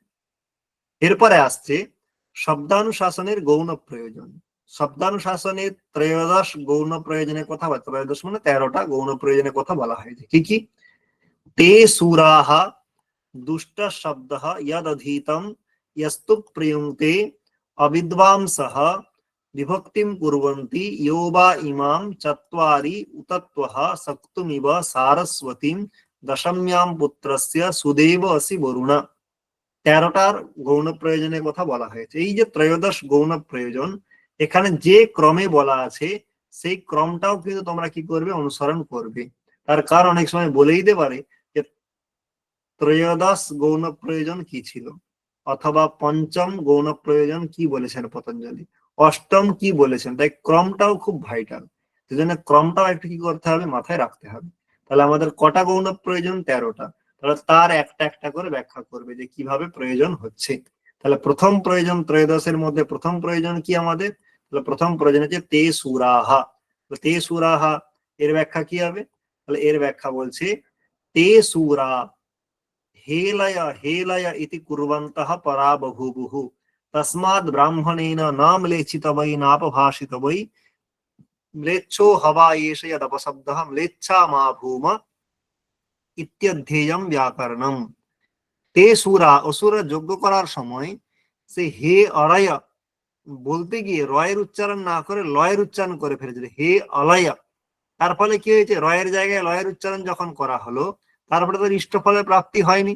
তাহলে এই যে অলায়া শব্দের যথার্থ নয়, এই বোধটা কেন নেই, তার কারণ তারা বৈয়াকরণ ছিল না। তাদের ইন্দ্রিয়ের বৈকল্যবশত রয়ের জায়গায় যে ল হয়ে যাচ্ছে এবং সেটা যে যথার্থ শব্দ নয় অপশব্দ হয়ে যাচ্ছে, সেই বোধটা তাদের হচ্ছে না। তাই আমরা যাতে এই রকম ভুল না করি, আমাদের যদি কোনো কারণে ভুল উচ্চারণ করে ফেলি সেটা যে ভুল, এই বোধটা করার জন্য কি দরকার, ব্যাকরণের জ্ঞান দরকার। না হলে আমাদের ইষ্টফলে প্রাপ্তি হবে না, আমাদের যে কৃতকর্ম সেটা বেকার হয়ে যাবে। তাহলে তে সুরা হেলায় হেলায় ইতি কুর্বন্ত পারা বাহুবহু, তাহলে তারা এরকম করেছিল, যাতে আমরা এরকম না করি তার জন্য আমাদের কি করতে হবে, ব্যাকরণ পড়তে হবে। তে সুরাহা। দ্বিতীয় কি আসছে, দুষ্টহা শব্দহা। দুষ্ট শব্দ কি বলছে, দুষ্ট শব্দ স্বরতো বর্ণতো বা মিথ্যা প্রযুক্ত নতমার্থমাহ সবাগ বজ্রো যজমানম হিনস্তি যথেন্দ্র শত্রু স্বরতোপরাধাত। বলছে যে আগে কি বললো যে এরকম করা চলবে না, এবং করলে যদি বুঝতে না পারলে যথার্থ ফলে প্রাপ্তি হবে না, তার একটা চরম দৃষ্টান্ত এখানে দেখাচ্ছে। যে আমরা যদি কোনো কারণে শব্দের যখন উচ্চারণ করি সেখানে স্বরের দিক থেকে বা বর্ণের দিক থেকে যদি দুষ্ট হয়ে যায়, মানে দোষ হয়ে যায়, যথার্থ উচ্চারণ না করি, তাহলে সেটা মিথ্যা প্রযুক্ত হয়, মানে অযথার্থ প্রয়োগ হয়ে যায়। তার ফলে কি, ন তমর্থ মাহ, তাই যেটা আমাদের ইষ্ট অর্থ ছিল তার প্রতিপাদন হয় না। তার ফলে কি হয়ে যায়, তার ফলে ইষ্ট ফলে প্রাপ্তি তো হয়ই না, উপরন্তু বিপরীত ফল হতে পারে, যেটা আমাদের ক্ষতি সাধন করতে পর্যন্ত পারে। তাহলে তার উদাহরণ দিচ্ছি, যথেন্দ্র শত্রু স্বরত অপরাধ, যথা ইন্দ্র শত্রু, এখানে স্বরত অপরাধাত, স্বরের দিক থেকে দোষ হয়ে যাওয়ার জন্য ইন্দ্র শত্রু এখানে যে সমস্যাটা হয়ে গিয়েছিল। একটা উপাখ্যান পাওয়া যায় যে ত্বষ্টা মহর্ষি বলে একজন মহর্ষি ছিলেন, তিনি ইন্দ্রের সঙ্গে তার বিরোধ থাকার জন্য, ইন্দ্রকে হত্যা করার জন্য তিনি এক মহৎ যজ্ঞের আয়োজন করেছেন। তিনি, তার উদ্দেশ্য ছিল সেই যজ্ঞের থেকে যে যজ্ঞ উদ্গত পুরুষ উদ্ভব হবে বা যজ্ঞ উদ্গত পুরুষ যে আসবেন তিনি ইন্দ্রের বধ করবেন। তার জন্য তিনি সমস্ত যজ্ঞের আয়োজন করে সেখানে আহুতি টাহুতি সবকিছু দিলেন, এবং সেখানে তিনি কি বললেন, ইন্দ্র শত্রুর বর্ধস্ব বললেন, স্বাহেন্দ্র শত্রুর বর্ধস্ব, যে ইন্দ্র শত্রু বৃদ্ধি হোক, স্বাহা, তিনি আহুতি দিলেন। এই যখন ইন্দ্র শত্রু কথাটা যখন উচ্চারণ করলেন সেখানে তিনি স্বরের দিক থেকে ভুল করে ফেললেন। আমরা একটু আগেই বললাম যে ইন্দ্র শত্রু যে কথাটা আছে, সে ইন্দ্র শত্রু কথাটার মধ্যে দুটো সমাস হতে পারে। একটা হচ্ছে ইন্দ্রস্য শত্রু, ইন্দ্র শত্রু ষষ্ঠী তৎপুরুষ হতে পারে। ইন্দ্রহা শত্রু ইয়স্য সহ বহুব্রী সমাস হতে পারে। তাহলে এখানে দুটো সমাসই সম্ভব ইন্দ্র শত্রু শব্দে। তাহলে সেখানে আমরা জানি যে তৎপুরুষ হলে অন্তদাত্ত স্বর উচ্চারণ করতে হবে, আর যদি বহুব্রী চাই তাহলে সেখানে কি করতে হবে, পূর্বপদ প্রকৃতি স্বর করতে হবে। তাহলে এখন ইন্দ্র শত্রু এর অর্থটা কি আমরা আগে দেখে নেব। শত্রু শব্দের অর্থ কি, শত্রু শব্দের অর্থ লোকে আমাদের এনিমি অর্থ হলেও এখানে শত্রু শব্দের অর্থ ঘাতক, মানে যিনি হত্যা করবেন। তাহলে এখন যদি ইন্দ্র শত্রু শব্দের ষষ্ঠী তৎপুরুষ করা হয় তাহলে মানে ব্যাখ্যা কি হবে, ইন্দ্রস্য শত্রু মানে ইন্দ্রের যে ঘাতক, তাহলে ইন্দ্রের ঘাতক তার বৃদ্ধি হোক। ঠিক, তাই এখানে যোগ্যতে হয়েছিল বৃত্তাসুর, ইন্দ্রের ঘাতক বৃত্তাসুর তার বৃদ্ধি হোক, এটা ষষ্ঠী তৎপুরুষ হলে অর্থ হবে। বহুব্রী অর্থ হলে কি হবে, ইন্দ্র শত্রু যার, মানে ইন্দ্রই ঘাতক যার, তার বৃদ্ধি হোক, মানে যার বৃদ্ধি হবে ইন্দ্র তার ঘাতক হবে। তাহলে বৃত্তাসুরে বৃদ্ধি তো হবে কিন্তু তার ঘাতক কি হয়ে যাবে, ইন্দ্র হয়ে যাবে। তাহলে এখানে ইষ্ট কি ছিল ত্বষ্টা মহর্ষি, ইন্দ্রের যে ঘাতক হবে তার বৃদ্ধি হোক, না তো ইন্দ্র যার ঘাতক হবে তার বৃদ্ধি হোক। কিন্তু তাহলে এখানে ষষ্ঠী তৎপুরুষ দরকার ছিল, তার জন্য এখানে অন্তদাত্ত করা উচিত ছিল। ত্বষ্টা মহর্ষি ভুল করে কি করে দিয়েছেন, পূর্বপদ প্রকৃতি স্বর করে দিয়েছেন, তার ফলে বহুব্রী হয়ে গেছে। আর বহুব্রী করে দেওয়ার ফলে বৃত্তাসুরের জন্ম তো হয়েছিল, কিন্তু সেই বৃত্তাসুরকেই ইন্দ্র বধ করে দিয়েছিলেন। কেন না, তার কারণ সেখানে পূর্বপদ প্রকৃতি স্বর হয়ে যাওয়ায় তার অর্থ কি হয়ে গিয়েছিল, ইন্দ্র ঘাতক যার, তাহলে তার বৃদ্ধি তো হলো, কিন্তু ইন্দ্র তার হত্যা করে দিয়েছিল। তার ফলে ত্বষ্টা মহর্ষির এত আয়োজন, এত কিছু পরিকল্পনা সব কি হয়ে গিয়েছিল, ব্যর্থ হয়ে গিয়েছে। তাই আমাদেরও যে সমস্ত আয়োজন বা যা কিছু আমরা করতে চাইবো, আমাদের ইষ্ট ফলের প্রাপ্তি হবে না। তাই দুষ্ট শব্দান মা প্রিংসমহি ইতি অধ্যেয়ম ব্যাকরণ, তাই আমরাও দুষ্ট শব্দের প্রয়োগ করব না। তাই আমরা কি করব, ব্যাকরণ পড়বো। তাহলে এখানে প্রশ্ন আসতে পারে, ইন্দ্র শত্রু বর্ধস্ব, এখানে ত্বষ্টা মহর্ষির ঈপ্সিত সমাস কি ছিল, ষষ্ঠী তৎপুরুষ না বহুব্রীহি অব্যয় এরকম দিতে পারে, তৎপুরুষ সমাস ছিল। এটাও দিতে পারে কোন শব্দ উচ্চারণ করা উচিত ছিল, তাহলে সেখানে অন্তদাত্ত করা উচিত ছিল, কারণ তৎপুরুষ ছিল। ঠিক, তাই এইভাবে প্রশ্ন দিতে পারে। ঠিক, আশা করি তোমাদের কোনো ডাউট নেই। তাহলে দুষ্টহ শব্দহ। 3 নম্বর কি আসছে, ইয়দ অধীতম। ইয়দ অধীতম কি বলছে, ইয়দ অধীতম অভিজ্ঞাতম নিগদেনৈব শব্দতে অনগ্নাইব শুষ্কৈধো ন তজ্জ্বলতি করহিচিত।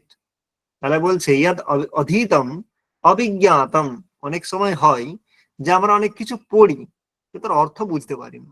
তাহলে ভালো করে দেখো, আমি একটা টেক্সট পড়লাম, বা যে কোনো সংস্কৃত টেক্সট হোক, যে টেক্সট, ইংরেজি টেক্সট হোক, যাই হোক, আমি শুধুমাত্র শব্দগুলোকে উচ্চারণ করলাম, কিন্তু যদি তার অর্থ না বুঝতে পারি, তাহলে আমার কি আদতে পড়ার মতো পড়া হলো? হলো না, কারণ আমি শুধুমাত্র ওটা শুধুমাত্র আবৃত্তি করলাম, কথাই বললাম, কিন্তু তার অর্থ নিজেই তো আমি বুঝতে পারিনি। তাহলে ইয়াদ অধীতম, যেটা পড়লাম কিন্তু অভিজ্ঞাতম, বুঝতে পারলাম না, নিগদে নেই বা শব্দে, তাহলে সেখানে শুধু গলার আওয়াজই করা হলো, আর কোনো কিছু লাভ হলো না। যেমন অনগ্ন বা শুষ্ক এধো নাতাজ্জ্বলাতি করহিচিত, যতই শুষ্ক এধো থাক, কাঠ যত শুকনোই হোক না কেন, তার যদি অগ্নি সংযোগ না করা হয়, তার যেমন সে যেমন জ্বলে যায় না, তার থেকে মানে উষ্ণতা পাওয়া যায় না, তেমন যতই পড়ি না কেন, যদি সে অর্থ না বুঝতে পারি, তাহলে তার থেকে কাজের কাজ কিছু হয় না। শুকনো কাঠ দিয়ে রান্না করা শুধু যায় না, তার সঙ্গে অগ্নি সংযোগ জরুরি। তেমন শুধুমাত্র পড়লেই হয় না, তার সঙ্গে অর্থটাও কি করতে হয়, বুঝতে হয়। তাহলে বেদ শুধু পড়লেই হবে না, চ্যান্টিং করলেই হবে না, তার অর্থের অনুধাবনও করতে হবে। আর অর্থের যথার্থ অনুধাবন কি করতে পারে, বৈয়াকরণ পারে। কেন? কারণ বৈয়াকরণ যদি কোনো শব্দের অর্থ নাও জানে, তা সত্ত্বেও শব্দের ব্যুৎপত্তি থেকে সে বুঝতে পারে, আচ্ছা এই শব্দের এই মানে। যেমন রামায়ণম, রামায়ণ যদি কোনো বৈয়াকরণ নাও পড়ে, তাহলেও সে বুঝে যাবে রামায়ণ শব্দের তাৎপর্য কি। রামায়ণম এর ষষ্ঠী তৎপুরুষ আছে, রামস্য অয়নম রামায়ণম, অয়ন মানে কি, অয়ন মানে মার্গ, তাহলে রামের মার্গ, তাহলে রাম মানে কোনো এক ব্যক্তি, তার জীবন মার্গের কথা কোথায় বলা হয়েছে, রামায়ণে। তাহলে শব্দের তাৎপর্য সে কি করতে পারে, তার প্রকৃতি প্রত্যয়ের দ্বারা সে কি করে নিতে পারে, বুঝে নিতে পারে, অর্থের অনুধাবন করতে পারে। তাই আমরাও যাতে এরকম অনুধাবন করতে সক্ষম হই, অর্থ বুঝতে সক্ষম হই, অনর্থক যাতে আমাদের অধ্যয়ন না হয়, তার জন্য আমরা কি করবো, ব্যাকরণম। তৃতীয় প্রয়োজন হয়ে গেল গৌণ প্রয়োজন, ইয়াদ অধীতম। ইয়স্তু প্রয়ুংতে, চতুর্থ কি বলছে, ইয়স্তু প্রয়ুংতে, কি বলছে, ইয়স্তু প্রয়ুংতে কুশলো বিশেষে শব্দান যথাবদ ব্যবহার কালে সো অনন্তম আপনোতি জয়ম পরত্র বাগ যোগ বিদুষ্যতি চাপ শব্दैহি। এখানে বলছে ইয়স্তু প্রয়ুংতে কুশলো বিশেষে, তাহলে বলছে শব্দের যখন প্রয়োগ করি, তাহলে সেখানে শব্দের প্রয়োগ করলে কি হবে, তাহলে সাধু শব্দের প্রয়োগ করলে ধর্ম, অসাধু শব্দের প্রয়োগ করলে অধর্ম। তাহলে যে ব্যাকরণ জানে সে কি করবে, সাধু শব্দের প্রয়োগ করবে, তাহলে তার ধর্ম কি হবে, উৎপত্তি হবে। আর যে জানে না, তার কি হবে, তার অধর্মের উৎপত্তি হবে, কারণ সে অপশব্দের প্রয়োগ করবে। তাহলে এইখানে একজন অন্যভাবে টুইস্ট করছে, কি বলছে, অন্যরকম ব্যাখ্যা আনার চেষ্টা করছে। ইয়োহি শব্দান জানাতি অপশব্দান অপি অসৌ জানাতি, যে সাধু শব্দ জানে সে এটাও জানে যে এগুলো অসাধু শব্দ, কারণ সাধু শব্দ জানে মানে কি, তার মানে বাদ বাকি গুলো অসাধু শব্দ। আর দেখতে গেলে সাধু শব্দের থেকে অসাধু শব্দের সংখ্যা কি বেশি। তাহলে বলছি যখন সাধু শব্দ জানে বলে তার ধর্ম হয়, অসাধু শব্দ জানে বলে অধর্মও হয়। তাহলে একটা শব্দ সাধু হলে তার অনেকগুলো অসাধু হয়, তাহলে তার তো বেশি অধর্ম হবে।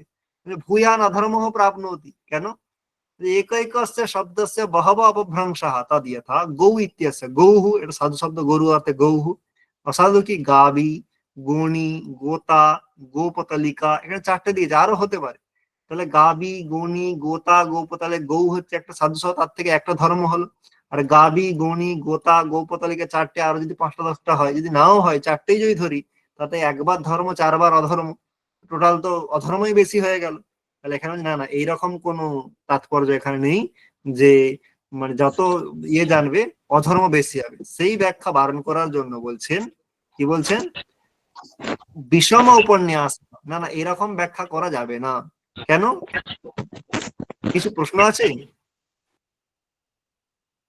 তাহলে কেউ মাইক অন করেছে মনে হচ্ছে।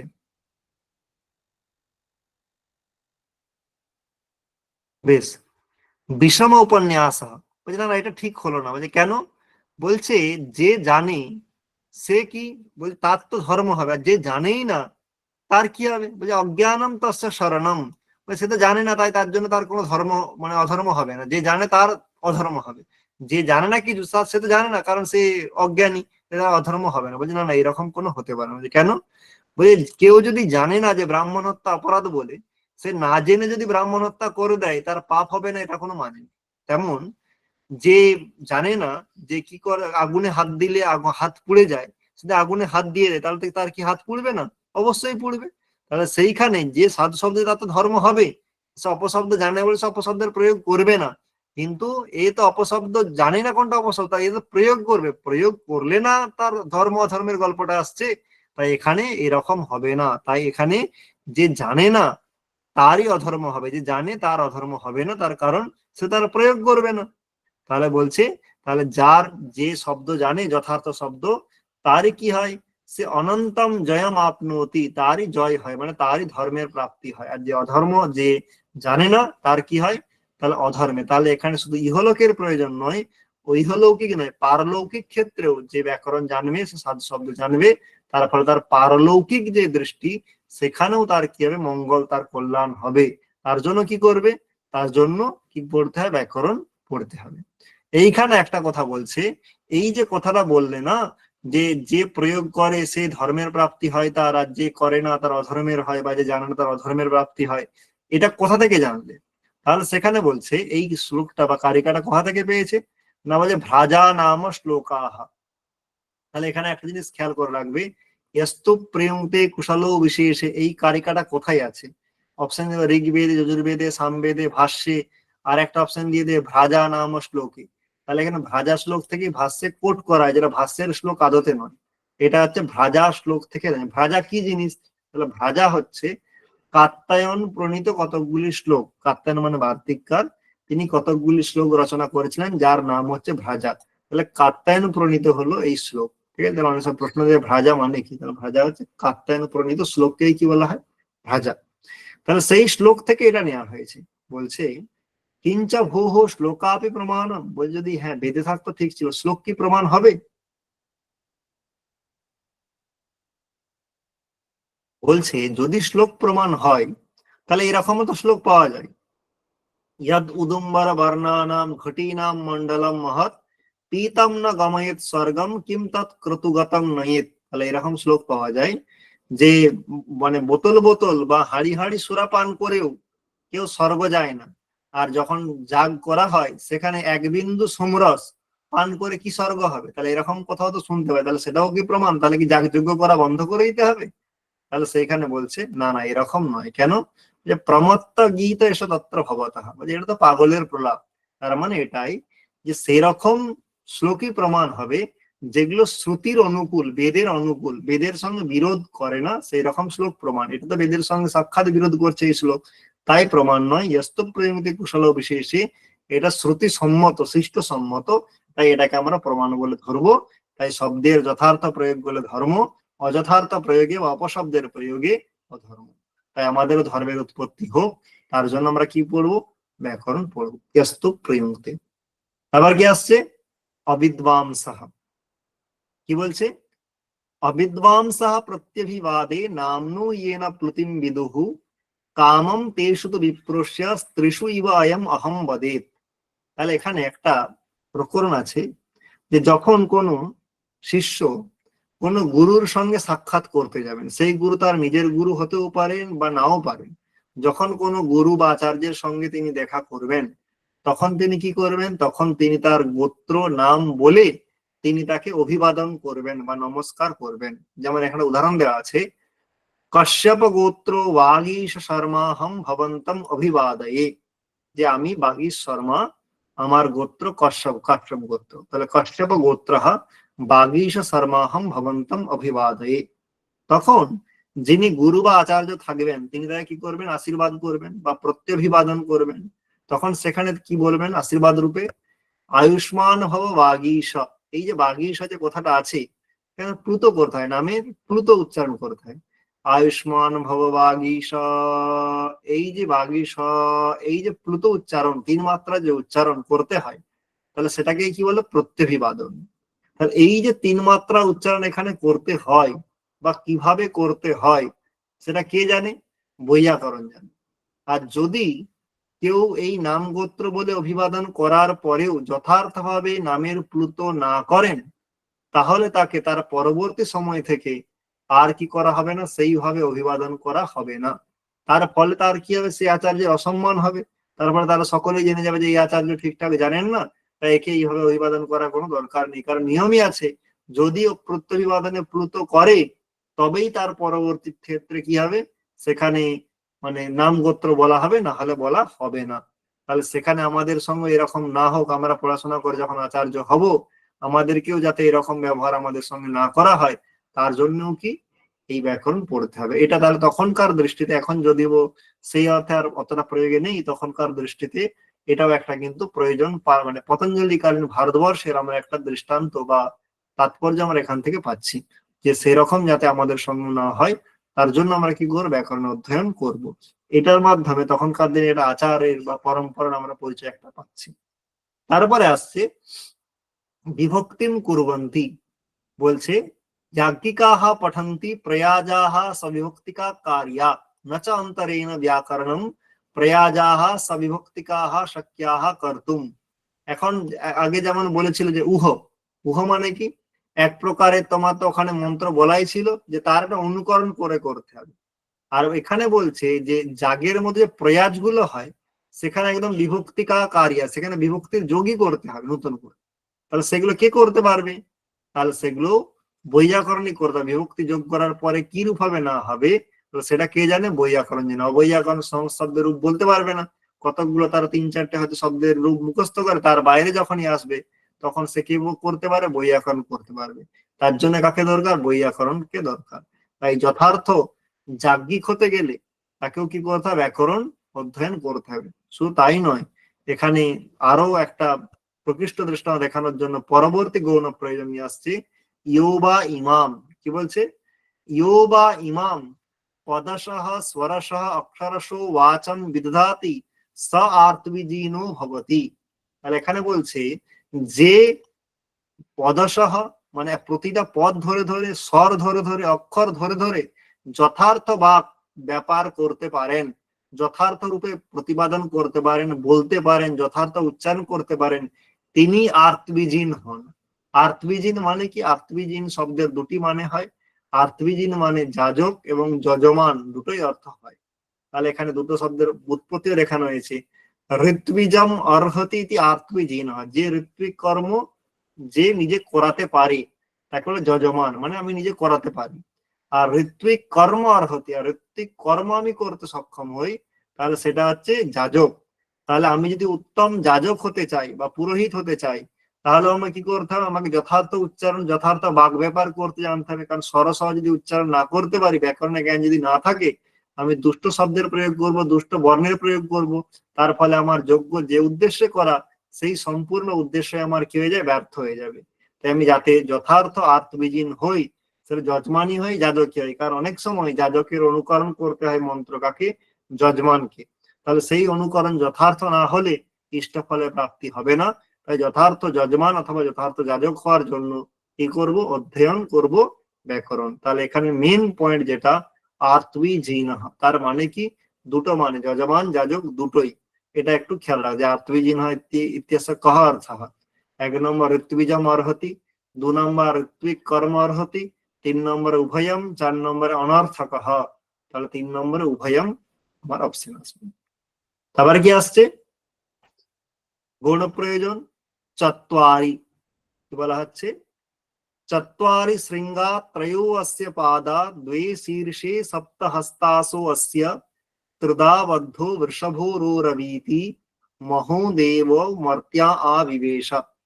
এখানে যেটা বলা হচ্ছে যে শুধুমাত্র যে এই সমস্ত জিনিসের জন্যই নয়, লৌকিক যে প্রয়োজন বলা হলো সেটা তো হলোই, আমাদের যে পরম পুরুষার্থ মোক্ষ, আমাদের পুরুষার্থ কটা? চারটে, ধর্ম অর্থ কাম মোক্ষ। মুক্তির জন্য এই ব্যাকরণ কি উপকারী। কেন? চত্বারি শৃঙ্গা ত্রয়ো অস্য পাদা দ্বে শীর্ষে সপ্ত হস্তাসু অস্য ত্রিধা বদ্ধ বৃষভোরবীতি মহোদেব, মহান যে দেবতা, তার সঙ্গে মর্ত্যা আবিবেশ। মর্ত্যা মানে মনুষ্যদের যাতে কি হয়, সায়ুজ্য প্রাপ্তি হয়, মানে মোক্ষ হয়, তার জন্য এই শব্দ শাস্ত্রের কি করতে হবে? উপাসনা করতে হবে। এখানে ওটার থেকেও মেন যেটা দরকার নেট পরীক্ষার জন্য, সেখানে চত্বারি শৃঙ্গা এই পদগুলোর একটু মানে ব্যাখ্যা আছে অন্যরকম, কারণ এগুলো সব রূপকে প্রয়োগ আছে। চত্বারি শৃঙ্গ, চারটে সিং, তার মানে কি বলছে? চারটে পদ। চত্বারি পদ জাতানি, কি কি? নাম আখ্যাত উপসর্গ নিপাত। চত্বারি শৃঙ্গা, এর দ্বারা কার কার কথা বলেছে? নাম আখ্যাত উপসর্গ নিপাত। ত্রয়ো অস্য পাদা, তিনটি পা, তাহলে এর দ্বারা কাকে বোঝানো হয়েছে রূপকের দ্বারা? তাহলে ত্রয়ঃ কালাহ, ভূত ভবিষ্যৎ বর্তমান, অতীত বর্তমান ভবিষ্যৎ, এই তিন কালকে বুঝিয়েছে কার দ্বারা? ত্রয়ো অস্য পাদা দ্বে শীর্ষে, দুটি মাথা, আর এর দ্বারা কাকে বোঝা হয়েছে? নিত্য কার্য আসছে, মানে নিত্য শব্দও আছে, কার্য শব্দও আছে। সপ্ত হস্ত, সাতটি হাত, তার হাতের দ্বারা কাকে বোঝানো হয়েছে? না সপ্ত বিভক্তয়, বিভক্তিকে বোঝানো হয়েছে। ত্রিধা বদ্ধ, তিনটি স্থানে বদ্ধ। তাহলে শব্দ উচ্চারণ করার সময় যারা আমরা পানীয় শিক্ষা পড়েছি, তিনটি আমাদের বায়ু তিন জায়গায় মেনলি আঘাত করে। উরা মানে বক্ষে, 2 নম্বর কণ্ঠে, আর 3 নম্বর শিরসি। তিন জায়গায় বায়ু আঘাত করি শব্দের জন্ম দেয়। ত্রিষু স্থানেষু বদ্ধ, উরসি কণ্ঠে শিরসি। তাহলে ত্রিধা বদ্ধ, কুত্র বা কুত্র নাস্তি, 1 নম্বর দিল উরসি, 2 নম্বর দিল কণ্ঠে, 3 নম্বরে শিরসি, 4 নম্বর দিয়ে দিল নাভৌ। তাহলে কোথায়? নাভৌ, নাভিতে হয় না। ঠিক আছে, তাহলে এখানে বৃষভা বুঝে বর্ষনাথ, তাহলে এখানে দরকার নেই। আর রো রবীতি মানে কি? রো রবীতি শব্দের মানে বলেছে শব্দম করোতি। তাহলে এখানে প্রশ্ন, রো রবীতি এর মানে কি?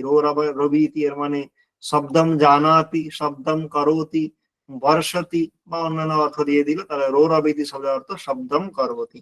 তাহলে এখানে মেন যেটা মাথায় রাখতে হবে, চত্বারে শৃঙ্গ মানে চারটে পদ, নাম আখ্যাত উপসর্গ নিপাত, তিনটি পা মানে তিনটি কাল, ভূত ভবিষ্যৎ বর্তমান, দ্বে শীর্ষে দুটি মাথা মানে শব্দ নিত্য এবং অনিত্য, সপ্ত হস্ত মানে সাতটি বিভক্তি, ত্রিধা বদ্ধ তিনটি স্থানে বদ্ধ থাকে, কি কি? মানে উরসি মানে বক্ষে বা হৃদয়ে, কণ্ঠে গলায়, এবং শিরসি মস্তকে। তারপরে বাকিগুলো মোটামুটি। আর রৌরবীতি মানে শব্দম করোতি। এটাই হচ্ছে এখানকার মেন। এইটার প্যারালাল একটা কারিকা আছে, সেটার অর্থ দেখেই আমরা আজকে শেষ করব। তাহলে কি বলা হচ্ছে? মর্তা শব্দের অর্থ মরণ ধর্মানহ মনুষ্য, আমি আগেই বলছি মর্ত শব্দের অর্থ মনুষ্য, আগেই বলে দিয়েছিলাম। অপরাহ প্যারালাল কারিকা, চত্বারি ওটারি, চত্বারি বাক পরিমিতা পদানি তানি বিদুর ব্রাহ্মণা ইয়ে মনীষিণঃ গুহা ত্রিণি নিহিতা নেঙ্গয়ন্তি তুরীয়ম বাচো মনুষ্যা বদন্তি। এখানে চত্বারি বাক, চারটে শব্দ, চার ধরনের, কি কি? নাম আখ্যাত উপসর্গ নিপাত, এখানে কোনো সমস্যা নেই।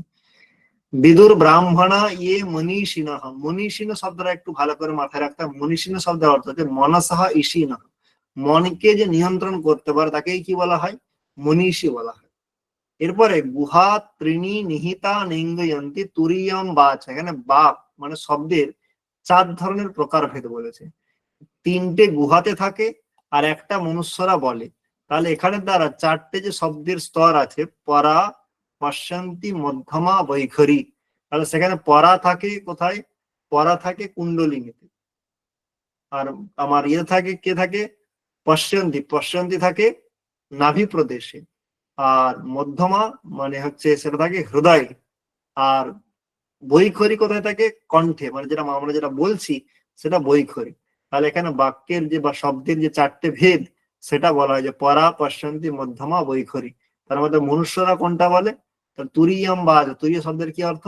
তুরীয় শব্দের অর্থ বৈখরি। এটা একটু খেয়াল রাখতে হবে। এখানে চত্বারি বাক তো আগেই জেনেছিলাম যে নাম আখ্যাত উপসর্গ নিপাত, কিন্তু এখানে মেন যেটা হচ্ছে যে তিনটে গুহাতে থাকে, কে কে? তাহলে অপশন দিয়ে দিল কে গুহাতে থাকে না। পরা, পশ্যন্তি, মধ্যমা, বৈখরি। তাহলে বৈখরি থাকে না, আর পরা, পশ্যন্তি, মধ্যমা থাকে। ঠিক আছে, এইভাবে আমরা চত্বারি পর্যন্ত আজকে দেখলাম, বাকিটা নেক্সট ক্লাস দেখবো। এবার যদি আপনাদের কারো কোনো প্রশ্ন থাকে করতে পারেন, নাহলে আমরা আজকে এখানেই শেষ করবো। স্যার, হুম। স্যার বলুন বলুন। স্যার হুম। রক্ষোহাগম লঘু সন্দেহ প্রয়োজনা নিয়ে এইটা কেন বললো না স্যার? তার কারণ হচ্ছে এখানে যে বেদাহা প্রমাণম, এখানে যখন বলা হয় তাহলে এখানে একরূপ মানে দেখানোর জন্য, একরূপতা দেখানোর জন্য অনেক সময় এরকম বলা হয় যে সব জায়গাতে একই রকম, মানে এখানে কম বেশি ব্যাপারটা নেই যে এটা বেশি প্রয়োজন এটা কম প্রয়োজন, এরকম নয়। সমানতা দেখাবার জন্য যে সবার সমান প্রাধান্যতা আছে সেটা বোঝানোর জন্য অনেক সময় এক বচনে ব্যবহার করা হয়, এটা শাস্ত্রীয় পদ্ধতি। যেমন আছে বেদাহা প্রমাণম, অথবা তোমরা যদি কাব্য প্রকাশ পড়ে থাকো তাহলে সেখানেও দেখবে, ওখানেও যে আমাদের যে কাব্য করতে গেলে কাব্যের যে কারণ, সেখানে তিনটে যখন কারণের কথা বলা হয়েছে সেখানে হেতু শব্দের ব্যবহার করেছেন, হেতবহ বলেননি। সেখানে বলেছেন না যে অভ্যাস কারণ, সেখানে দেখা শক্তি অভ্যাস, আর একটা কি ছিল তোমার, নিপুণতা স্যার, নিপুণতা। নিপুণতা, শক্তি নিপুণতা আর অভ্যাস, ওই যে ওখানেও দেখবে হেতু তদ্দুত ভাবে বলেছে, হেতবহ বলেনি। তার পিছনে কারণ হচ্ছে ওই একই, যে ওখানে তিনটেরই যাতে সমান গুরুত্ব পায় তার জন্য, এখানেও ঠিক তাই, তার জন্য। আচ্ছা ঠিক আছে। বেশ। আচ্ছা, দুটি প্রয়োজনের কথা বললেন, একটা হচ্ছে ফল আর একটা বললেন প্রয়োজক। হ্যাঁ। আচ্ছা, তার মধ্যে মানে প্রয়োজক হচ্ছে যে উহটা স্যার। আগম, আগম আগম হচ্ছে আগম। আগম মানে কি, আগম মানে যে বেদের বচন। এবার দেখো বেদের বচনে কখনো ফল হতে পারে? ব্যাকরণের বলছে, বেদ কি বলছে, যে যে ব্রাহ্মণ হবে সে কারণ ছাড়াই ষড়াঙ্গ বেদের অধ্যয়ন করতে হবে। তাহলে এই কথাটা ব্যাকরণ অধ্যয়ন করলে কি কি হচ্ছে, এটা তো বরং এইটা শুনে কি লোক ব্যাকরণ অধ্যয়নে প্রবৃত্ত হবে, এটাই তো বোঝা যাচ্ছে না। তাহলে এই বচনটা ব্যাকরণ অধ্যয়নের ফল নয়, এটা হচ্ছে ব্যাকরণ অধ্যয়নের প্রবর্তক। এটা শুনে যে ব্রাহ্মণ থাকবে তার মনে হবে না আমাকে সত্যি করে, আমাকে তো বলেইছে যে আমার যে ধর্মে চাই তাহলে আমাকে ষড়াঙ্গ বেদের অধ্যয়ন করতেই হবে, এটা কোনো কারণ ছাড়াই। এটা আমার কি কর্ম, নিত্য কর্ম। আমরা জানি যারা মানে তোমরা একটা দর্শন পড়েছো, সেখানে নিত্য কর্ম বলে একটা ব্যাপার থাকে, যে নিত্য কর্মে করলে তার ফল কিছু থাক না থাক, অকর্মে প্রত্যবায়, না করলে পাপ হয়। এখানেও ঠিক সেরকম আর কি, না করলে সমস্যা, তাই কারণ ছাড়া তোমায় করতে হবে। তাই ব্যাকরণ অধ্যয়ন নয় মানে ষড়াঙ্গ বেদের অধ্যয়ন একজন ব্রাহ্মণের নিত্য কর্ম।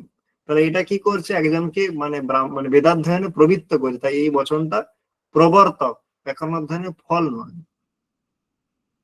ঠিক আছে। আর স্যার অনুশাসন শব্দের অর্থটা কি বললেন, আরেকবার বলে দিন স্যার। তো পশ্চাৎ শাসনম অনুশাসনম, কারণ শব্দের শাসন তো মানে যে নিয়ম, শাসন করা মানে কি, রুলস রেগুলেশন বলা।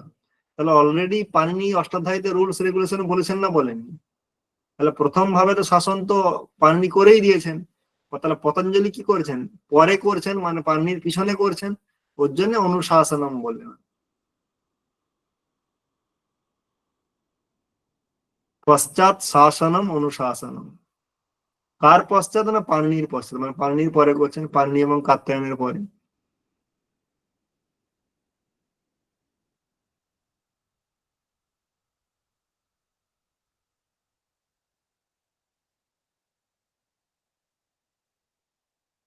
বেশ। বেশ, তাহলে সকলকে শুভরাত্রি। শুভরাত্রি স্যার।